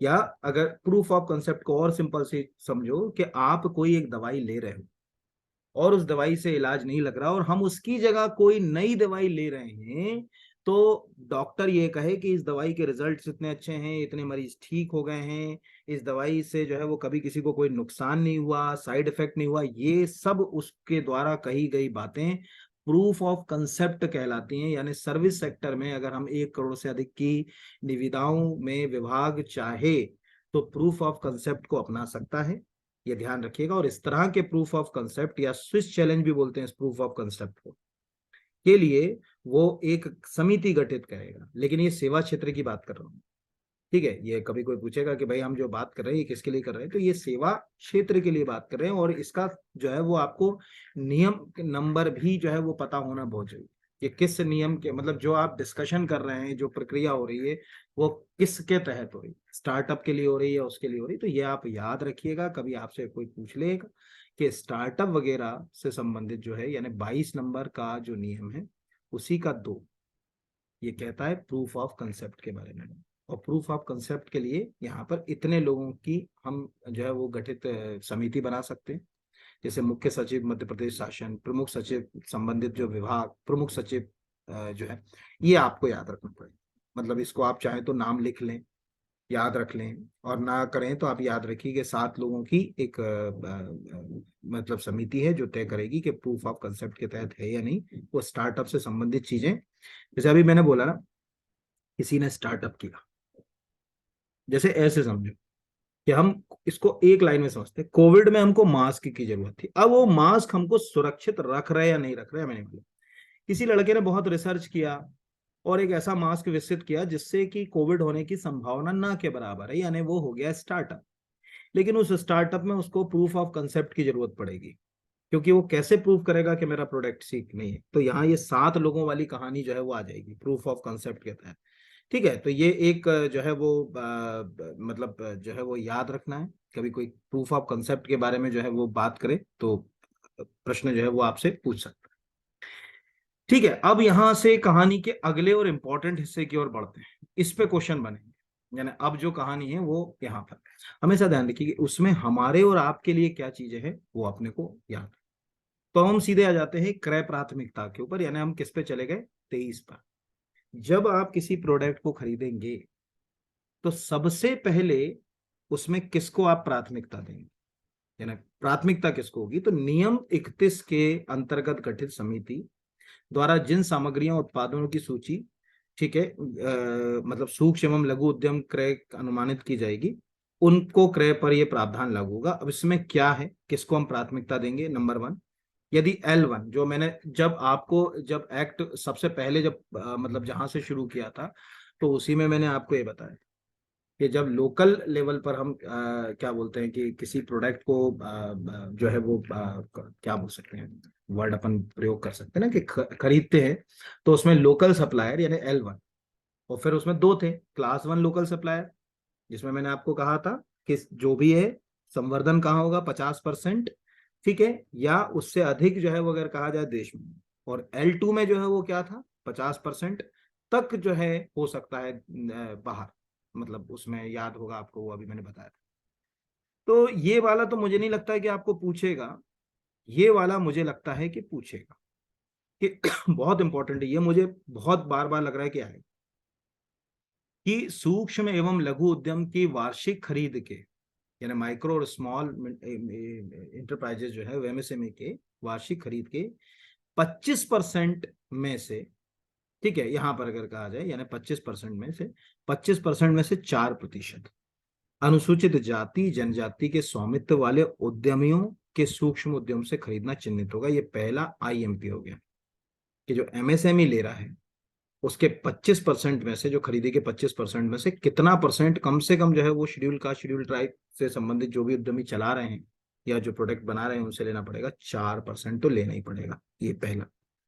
दूसरा, यानी आगे समझे, अनुसूचित जाति जनजाति के स्वामित्व वाले उद्यमियों के सूक्ष्म एवं लघु उद्यम से खरीदने के लिए चिन्हित हो गए, परंतु ऐसे सूक्ष्म एवं लघु उद्यमों की निविदा प्रक्रिया में भाग लेने के लिए संविदा टेंडर की अपेक्षाओं को पूरा करने हेतु L1 मूल्य तक पहुंचने में असफल होने की स्थिति में, अब पता चले अपने को मिले ही नहीं जो भी अपना उसके लिए प्रोविजन है वो यहाँ पर, ठीक है, असफल होने की दिशा में अनुसूचित जाति या जनजाति के स्वामित्व वाले उद्यमियों की खरीदने की चिन्हित 4% का अन्य सूक्ष्म और लघु उद्यमों से पूरा करना होगा। ठीक है, अन्य से जो भी माइक्रो और स्मॉल एंटरप्राइजेस से संबंधित काम करे उसको देना होगा। दूसरा, ये पहला हो गया 25% का। दूसरे पे आते हैं, सूक्ष्म एवं लघु उद्यम यानी एमएसएमई याद रखो, से वार्षिक खरीद के 25% में से महिलाओं के स्वामित्व वाले सूक्ष्म एवं लघु उद्यमों से खरीद के लिए उपार्जन में 25 में से 3% किया जाएगा। यानी महिलाओं के लिए अब जो है वो कितना कर दिया, 3%। जैसे कोई स्व सहायता समूह है, कोई महिलाएं हैं, वो वही अभी जो मैंने मास्क बोला वो महिलाएं बना रही, तो 3% आप महिला स्व सहायता समूह से लो। ठीक है, जैसे मान के चलो अपन ऐसे समझें कि अपने को 25 चीजें खरीदनी, तो 25 का जो है वो 3% जो होता है वो आप निकाल। ठीक है, ये ऐसे अपन याद रख लें यहाँ पर। ठीक है, तो ये भी है, यानी महिलाओं वाले में 3%, अनुसूचित जाति जनजाति वाले में 4%। ये अपने को याद रखना है, ये बाकी जो है वो याद नहीं रखना। अब सीधे जो है वो 25 के ऊपर आते यहाँ पर, आरक्षित सामग्रियों के क्रय की प्रक्रिया। ठीक है, जो भी रिजर्व अगर प्रोडक्ट खरीदे, यहाँ पर आपको थोड़ा सा चीजें याद रखना पड़ेंगी। प्रदेश के हथकरघा बुनकर और हस्तशिल्प द्वारा उत्पादित वस्त्र सामग्री, यानी जो भी हथकरघा और हस्तशिल्प से जुड़े हुए हैं यहाँ पर, उसके लिए आप किससे कहोगे? मध्य प्रदेश खादी ग्रामोद्योग बोर्ड द्वारा उत्पादित वस्त्र सामग्री। विंद वैली ब्रांड की ऐसी सामग्री जो पंजीकृत संस्थाओं द्वारा उत्पादित की जाती है, तथा भारत शासन के खादी ग्रामोद्योग आयोग के खादी ब्रांड के अंतर्गत होने वाली सामग्री परिशिष्टि ए के अंतर्गत मतलब आएंगी, जो नीचे है अभी अपन आ रहे हैं। तो एक तो यह है कि इस नियम में कितने इंस्टीट्यूशंस की बात हो रही है? मध्य प्रदेश खादी ग्रामोद्योग खादी एवं ग्रामोद्योग बोर्ड, विंद वैली बोर्ड, ठीक है, भारत सरकार का जो है वो ग्रामोद्योग आयोग, ठीक है, यानी खादी एवं ग्रामोद्योग आयोग, इनके बारे में है, परिशिष्टि ए में है। अभी हम आ रहे हैं यहाँ पर, अगर कहा जाए जो है वो इनको याद नहीं रखना, इनमें से कुछ नहीं आएगा। अब जो है वो नीचे वाला जो है वो आएगा यहाँ से सीधे यहाँ। अब यहाँ से अपन यहाँ चले जाते हैं। ठीक है, अब ध्यान से समझना, इसके अंदर ये सब काम के नहीं कि कैसे खरीदेंगे परिशिष्टि ए में, परिशिष्टि उसमें, पर सीधे सबसे पहले तो अपने को नीचे जाना पड़ेगा। एक मिनट, एक लाइन और है, ये भी मैं बता ही देता हूँ आपको, क्योंकि शायद मुझे लगता है ये भी आ सकता है आपको यहाँ। ये अब यहाँ अगर हम चले जाए, ये इसमें आपको एक इंस्टीट्यूशन दिख रहा है, वो याद रखना। सहकारी विभागों से में पंजीकृत पावरलूम बनकर सहकारी समितियों द्वारा तैयार वस्त्र ही मध्य प्रदेश राज्य पावरलूम बनकर सहकारी संघ बुरहानपुर से बिना निविदा के बुलाए या क्रय की जा सकेंगे। इसमें आपका क्वेश्चन क्या आ गया? यहाँ पर ये नहीं आएगा, इसमें आ गया मध्य प्रदेश राज्य पावरलूम बुनकर सहकारी संघ। मध्य प्रदेश राज्य पावरलूम बुनकर सहकारी संघ कहाँ है? आंसर हो गया, ठीक है, बुरहानपुर। वो आपको ऐसे दे देगा कि बुरहानपुर में है, कि भोपाल में है, कि इंदौर में है, कि जबलपुर में है, ऐसे मतलब क्वेश्चन जो है वो आपसे जो है वो पूछ सकता है या दे सकता है।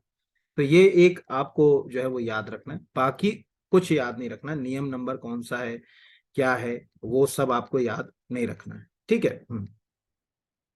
कारागार के में निरुद्ध व्यक्तियों द्वारा उत्पादित सामग्रियों का क्रय जेल विभाग द्वारा निर्धारित दरों पर बिना निविदा के किया जा सकता है। ये हमारे लिए फिर काम का हो गया। यानी अगर कोई जेल विभाग है और जेल के अंदर कारागार में कुछ कैदी हैं जो कुछ प्रोडक्ट बना रहे हैं, जैसे अभी थोड़ी देर के लिए मैंने वही बोला ना, मास्क बना रहे हैं, या सपोज कोई लकड़ी का काम कर रहे हैं, कोई चटाई बना रहे हैं, ठीक है, इस तरह का काम अगर कर रहे हैं और इसी तरह के किसी प्रोडक्ट की जरूरत जेल विभाग को है, सपोज मान के चलो जेल विभाग को भी मास्क की जरूरत है, तो उनको मालूम है कि हमारे कारागारों में जो कैदी हैं वही मास्क बना रहे हैं, तो हम बाहर से क्यों लेंगे, हम बिना निविदा के उन्हीं से नहीं ले लेंगे।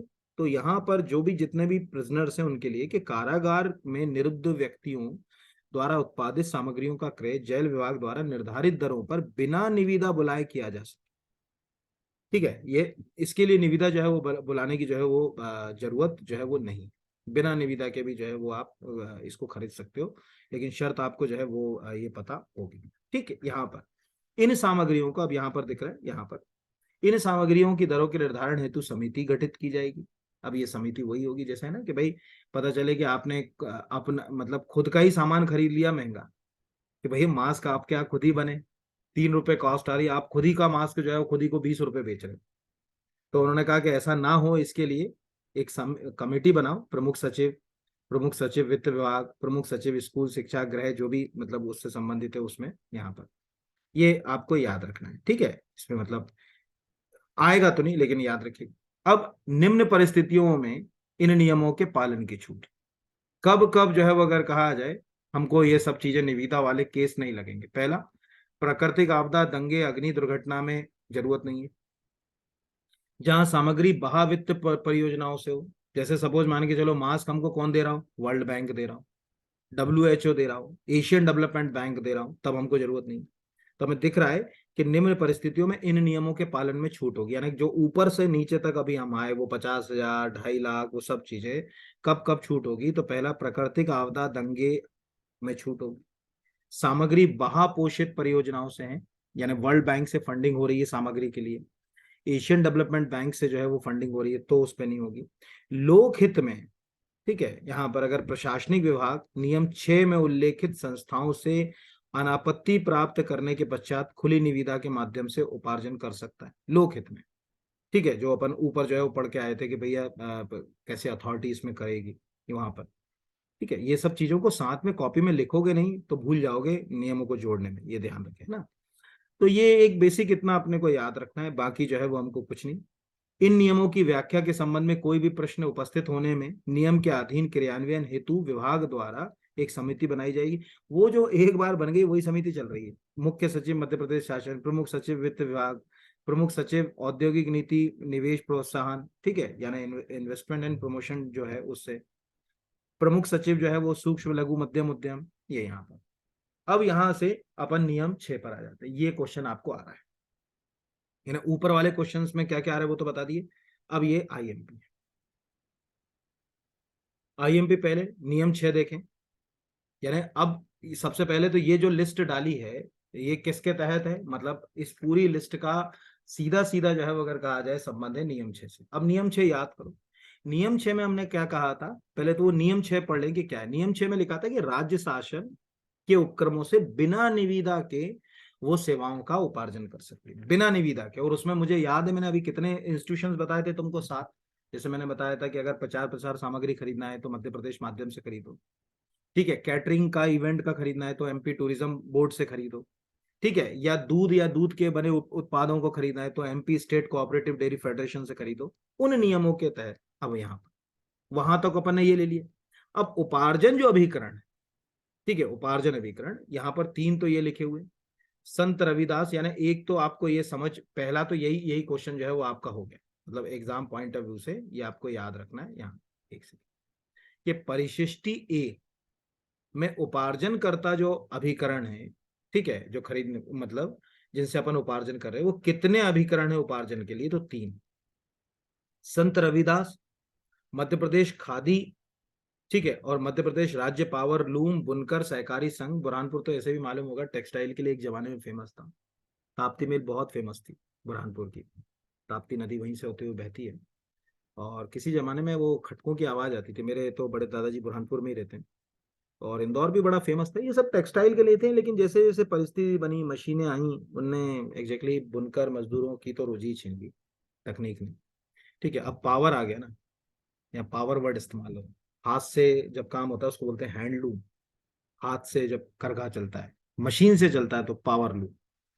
तो हमें दिख रहा है पहला प्रश्न तो क्या तैयार हो गया, ये मतलब इसको आईएमपी के ऊपर का आईएमपी रखो कि परिशिष्ट आ में उपार्जन करता अभिकरण में शामिल नहीं है संत रविदास मध्य प्रदेश जो है वो हस्तक्षेप हल्का विकास निगम, मध्य प्रदेश खादी एवं ग्रामोद्योग बोर्ड, मध्य प्रदेश राज्य पावरलूम बुनकर सहकारी संघ मर्यादित बुरहानपुर, या उसके नीचे कोई एक नाम और लिख देगा, ठीक है। तो वो 3 तो ये अपने को याद रखना है। इन 3 से हम क्या खरीदेंगे, अब सिंपल सी लॉजिक है, इसको ज्यादा रटने की जरूरत नहीं।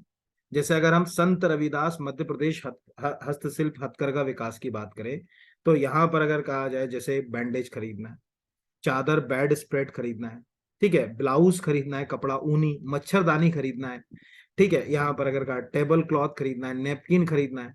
पुरुषों के लिए जैसे अगर कहा जाए गवर्नमेंट में पुलिस के लिए ले, वर्दी खरीदना है, पैंट खरीदना है, टी शर्ट खरीदना है, टोपी खरीदना है। महिलाओं के लिए साड़ी खरीदना है, ब्लाउज खरीदना है, पेटीकोट सलवार सूट, इन सब पे हमने अधिकार किसको दे दिए, संत रविदास इससे ले सकते। खादी ग्राम उद्योग से यही चीजें वहां भी ले सकते हैं, ठीक है, जैसे सूती ऊनी दरिया, कंबल, ब्लाउज, यहाँ पर अगर कहा जाए बस्ता क्लॉथ, बस्ता समझते हो, बहुत खतरनाक चीज होती है बस्ता। एक्चुअल सरकारी सेवाओं में जितनी फाइलें होती हैं वो एक कपड़े में बांधी जाती हैं लाल कलर के, उस कपड़े को बस्ता बोलते हैं। और ये बस्ता इतना इतना खतरनाक होता था कि एक शब्द जन्म ले गया, रेड टेपिज्म, लाल फीता साई, वो फीता ही होता है एग्जैक्टली। जैसे फाइल होती है उसमें एक लाल फीता बांधते थे, तो बस्ते के अंदर वो मतलब कई बार बाबू खोलते ही नहीं थे फाइल। वो कहते थे कि जब तक कुछ अंदर आएगा नहीं तब तक ये बस्ता खोलेगा नहीं। भारत में बहुत लाल फीता शाही, डिजिटलाइज होने से थोड़ा कम हो गया, लेकिन यहाँ टॉवेल, नैपकिन, वर्दी, पैंट, यहाँ पर अगर कहा जाए ये दोनों एजेंसीज हमको क्या दिख रही, ऑलमोस्ट जो है वो जैसे खादी ग्रामोद्योग और ये जो है वो इनके एक जैसे ही दिख रहे हैं। कोई ज्यादा जो है वो अंतर आपको जो है वो दिख नहीं रहा। ये पुरुष वर्दी और महिला कर्मचारियों के लिए जो वर्दी, ये तो तीनों एजेंसी के एक समान है। अब इस तरह की चीजों में हमको क्या ढूंढना है, हमें ऐसी चीज, ऐसा पॉइंट ढूंढना है जो इन तीनों को अलग कर रहा हो, तीनों इंस्टीट्यूशंस को। जैसे समस्त प्रकार के सूती, यहाँ भी समस्त समस्त सूती ये छोड़ दो, यहाँ पर अगर कहा जाए फैंसी ये छोड़ दो। कार्यालय सजावट हेतु आदिवासी लोक कला, चित्रकला, मूर्ति कला ये छोड़ दो। यहाँ आपको यूनिक आ गया, ध्यान से देखो। अगर हमें चमड़ा कच्चा पक्का, चमड़े के जूते, चप्पल, बेल्ट, जैकेट, ब्रीफकेस, पिस्तौल, रिवॉल्वर का कवर, ठीक है, पिस्तौल या रिवॉल्वर का कवर खरीदना है, यहां से यह क्वेश्चन है। तीन एजेंसीज में से जो चीज उस किसी एक एजेंसी को यूनिक बना रही, उसको हम जो है वो सबसे ज्यादा, तो हमें क्या समझ पड़ा कि अगर हमें चमड़े का कोई जूता खरीदना है, चमड़े का कोई बेल्ट खरीदना है, कोई रिवॉल्वर का, जैसे पुलिस के लिए रिवॉल्वर होती है उसका कवर खरीदना है, तो हम मध्य प्रदेश खादी ग्रामोद्योग बोर्ड से लेंगे। ठीक है, अगरबत्ती आप अपने शहर में जाके देखिए, जहां भी है, मैं भोपाल में रहता हूँ, यही न्यू मार्केट में है, आप एक बार विजिट करेंगे, कुछ चीजें तो अवेयरनेस ही होती है, तो देख वहां रखे सामान को देख के ही दिमाग लगा लो कि अच्छा अच्छा ये चीज है, खादी ग्रामोद्योग बोर्ड बेचता है। अगरबत्ती, कपड़े धोने का साबुन, ठीक है, अगरबत्ती हो गया, कपड़े धोने का साबुन, शहद, मसाले, पापड़, अचार, यहाँ पर अगर कहा जाए यहाँ यूनिक हो गया। यानी आपने क्या समझ पा गया, पूरा चमड़े वाला काम किसको दे दिया, मध्य प्रदेश खादी ग्रामोद्योग बोर्ड को। अगरबत्ती, कपड़े धोने, शहद आदि ये सब किसको दे दिए, खादी ग्रामोद्योग बोर्ड को। सिले सिलाए कोट किसको दे दिए, राज्य पावरलूम बुनकर सहकारी संघ बुरहानपुर को, कि भैया आप जो है वो दो यहाँ पर। यानी यूनिक वाला अपने को याद रखना, ठीक है। तो ये हमने कहाँ कहाँ से हम जो है वो कैसे खरीदेंगे ये हो गया। तो ये अभी हमारा पहला भाग हुआ। अब यहाँ से छोटा ही है, लेकिन क्या है कि बहुत ज्यादा लंबा हो जाएगा आपका ये वीडियो, इसलिए हम इसको सेकंड पार्ट में, सेवा का उपार्जन सेकंड पार्ट में करेंगे। अभी हमने पार्ट 1 रखा, तो अभी आपने देखिए, ध्यान समझिएगा, इसको आप कैसे याद रखेंगे। यही जाते जाते एक क्वेश्चन दे रहा हूं कि जो भाग एक, इसके दो भाग हैं। पहला भाग जो है वो अगर कहा जाए भंडार क्रय, तो भंडार क्रय वाला जो भाग है उसमें कहां तक चीजें जा रही हैं, तो यहाँ आपको दिख रहा है कि भंडार क्रय के अंदर 31 नंबर के सेक्शन तक हम जा रहे हैं। यहां से 32 आ गया, यानी नियम नंबर 32 से यही क्वेश्चन आएगा कि भाई नियम नंबर 32 से प्रावधान है सेवाओं के क्रय का, वस्तु मतलब कुछ भी लिख सकते। तो दो हिस्सों में हो गया यहाँ पर। पहला हो गया, अभी हमने भंडार क्रय की बात करी यहाँ पर, अब हम सेवा उपार्जन की बात करेंगे, ठीक है। तो 32 नंबर के सेक्शन से जो है वो सेवा उपार्जन की प्रक्रिया जो है वो शुरू होगी। नेक्स्ट लेक्चर में मैं आपको पढ़ाऊंगा तो ये पूरा बताऊंगा ही।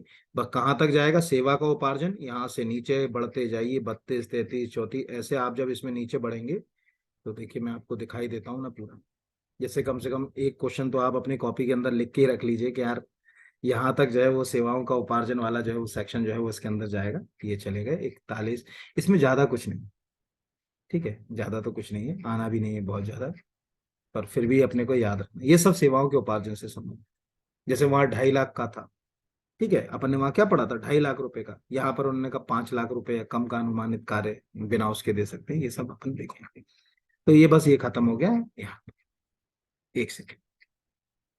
चलिए, तो बहुत आप सभी को धन्यवाद, ये हो गया 56 नंबर पे खत्म। पहला तो प्रश्न यही हो गया कि मध्य प्रदेश भंडार क्रय नियम यथा संशोधित 2022 में नियमों के कुल कितने प्रावधान है, 51, 52, 54, 55, 56, ऐसे कुछ भी दे देगा तो 56। किसके द्वारा जारी हुआ, सूक्ष्म एवं लघु, ठीक है, अगर कहा जाए माध्यम उद्योग विभाग के द्वारा जारी किया गया यहाँ। बाकी ये नीचे L1 L2 वाले जो है वो सब लास्ट में अपन नेक्स्ट लेक्चर में करेंगे इसमें। बहुत धन्यवाद आप सबका। और चैनल को सब्सक्राइब ना किया हो तो प्लीज़ चैनल को सब्सक्राइब कीजिए। और असिस्टेंट रजिस्ट्रार के लिए एक कोर्स भी है मेरे पास, अच्छा हेल्दी कोर्स है। उसमें पार्ट बी के जो है वो 50 वीडियो हैं, पार्ट ए के लगभग 70 वीडियो हैं। पार्ट ए पूरा तो नहीं लेकिन इंपॉर्टेंट सेक्शन। और 30 टेस्ट का एक टेस्ट भी सीरीज भी है उसके अंदर। तो अगर आपको वो लेना है तो आप मुझे संपर्क कर सकते हैं, कोऑर्डिनेट कर सकते हैं, मैं बता दूंगा क्या प्रोसेस से होगा। ठीक है, संभवतः नेक्स्ट वीक मैं एक टेस्ट सीरीज भी लॉन्च करने वाला हूँ असिस्टेंट रजिस्ट्रार के। संभवतः अभी मतलब अनिश्चितता है, समय के अभाव के कारण कई चीजें नहीं हो पाती। लेकिन हाँ, नेक्स्ट वीक आपका ये भंडार क्रय में करा दूंगा, ये मेरी रिस्पॉन्सिबिलिटी है, आप निश्चिंत रहिएगा। ठीक है। और जिन लोगों ने पहली बार, आज कई बार क्या होता है कि यूट्यूब क्या होता है, जो कम मतलब अगर कहा जाए जिसके सब्सक्राइबर होते हैं उनको दिखाना पसंद नहीं करते। तो ऐसा कभी जरूरी नहीं है कि आपको जो कंटेंट, जो जिसके कम सब्सक्राइबर हो उसका कंटेंट की क्वालिटी अच्छी ना हो। ठीक है। तो अगर आप पहली बार इस चैनल पे आए हैं तो इसमें 11 वीडियो ऑलरेडी मैं बना चुका हूँ, उनको जरूर देखिए। उनमें से किसी किसी वीडियो में कुछ अपडेट हैं तो वो मैं अब आपको जैसे ही एग्जाम के पहले सब करा दूंगा, है ना। बहुत धन्यवाद सभी को, शुभकामनाएं। ठीक है, भगवान करे कि आपका सब सिलेक्शन हो जाए। ठीक है, बस इतना ही प्रयास हम लोग कर सकते हैं, और तो कुछ है ही नहीं। ठीक है, धन्यवाद सभी को।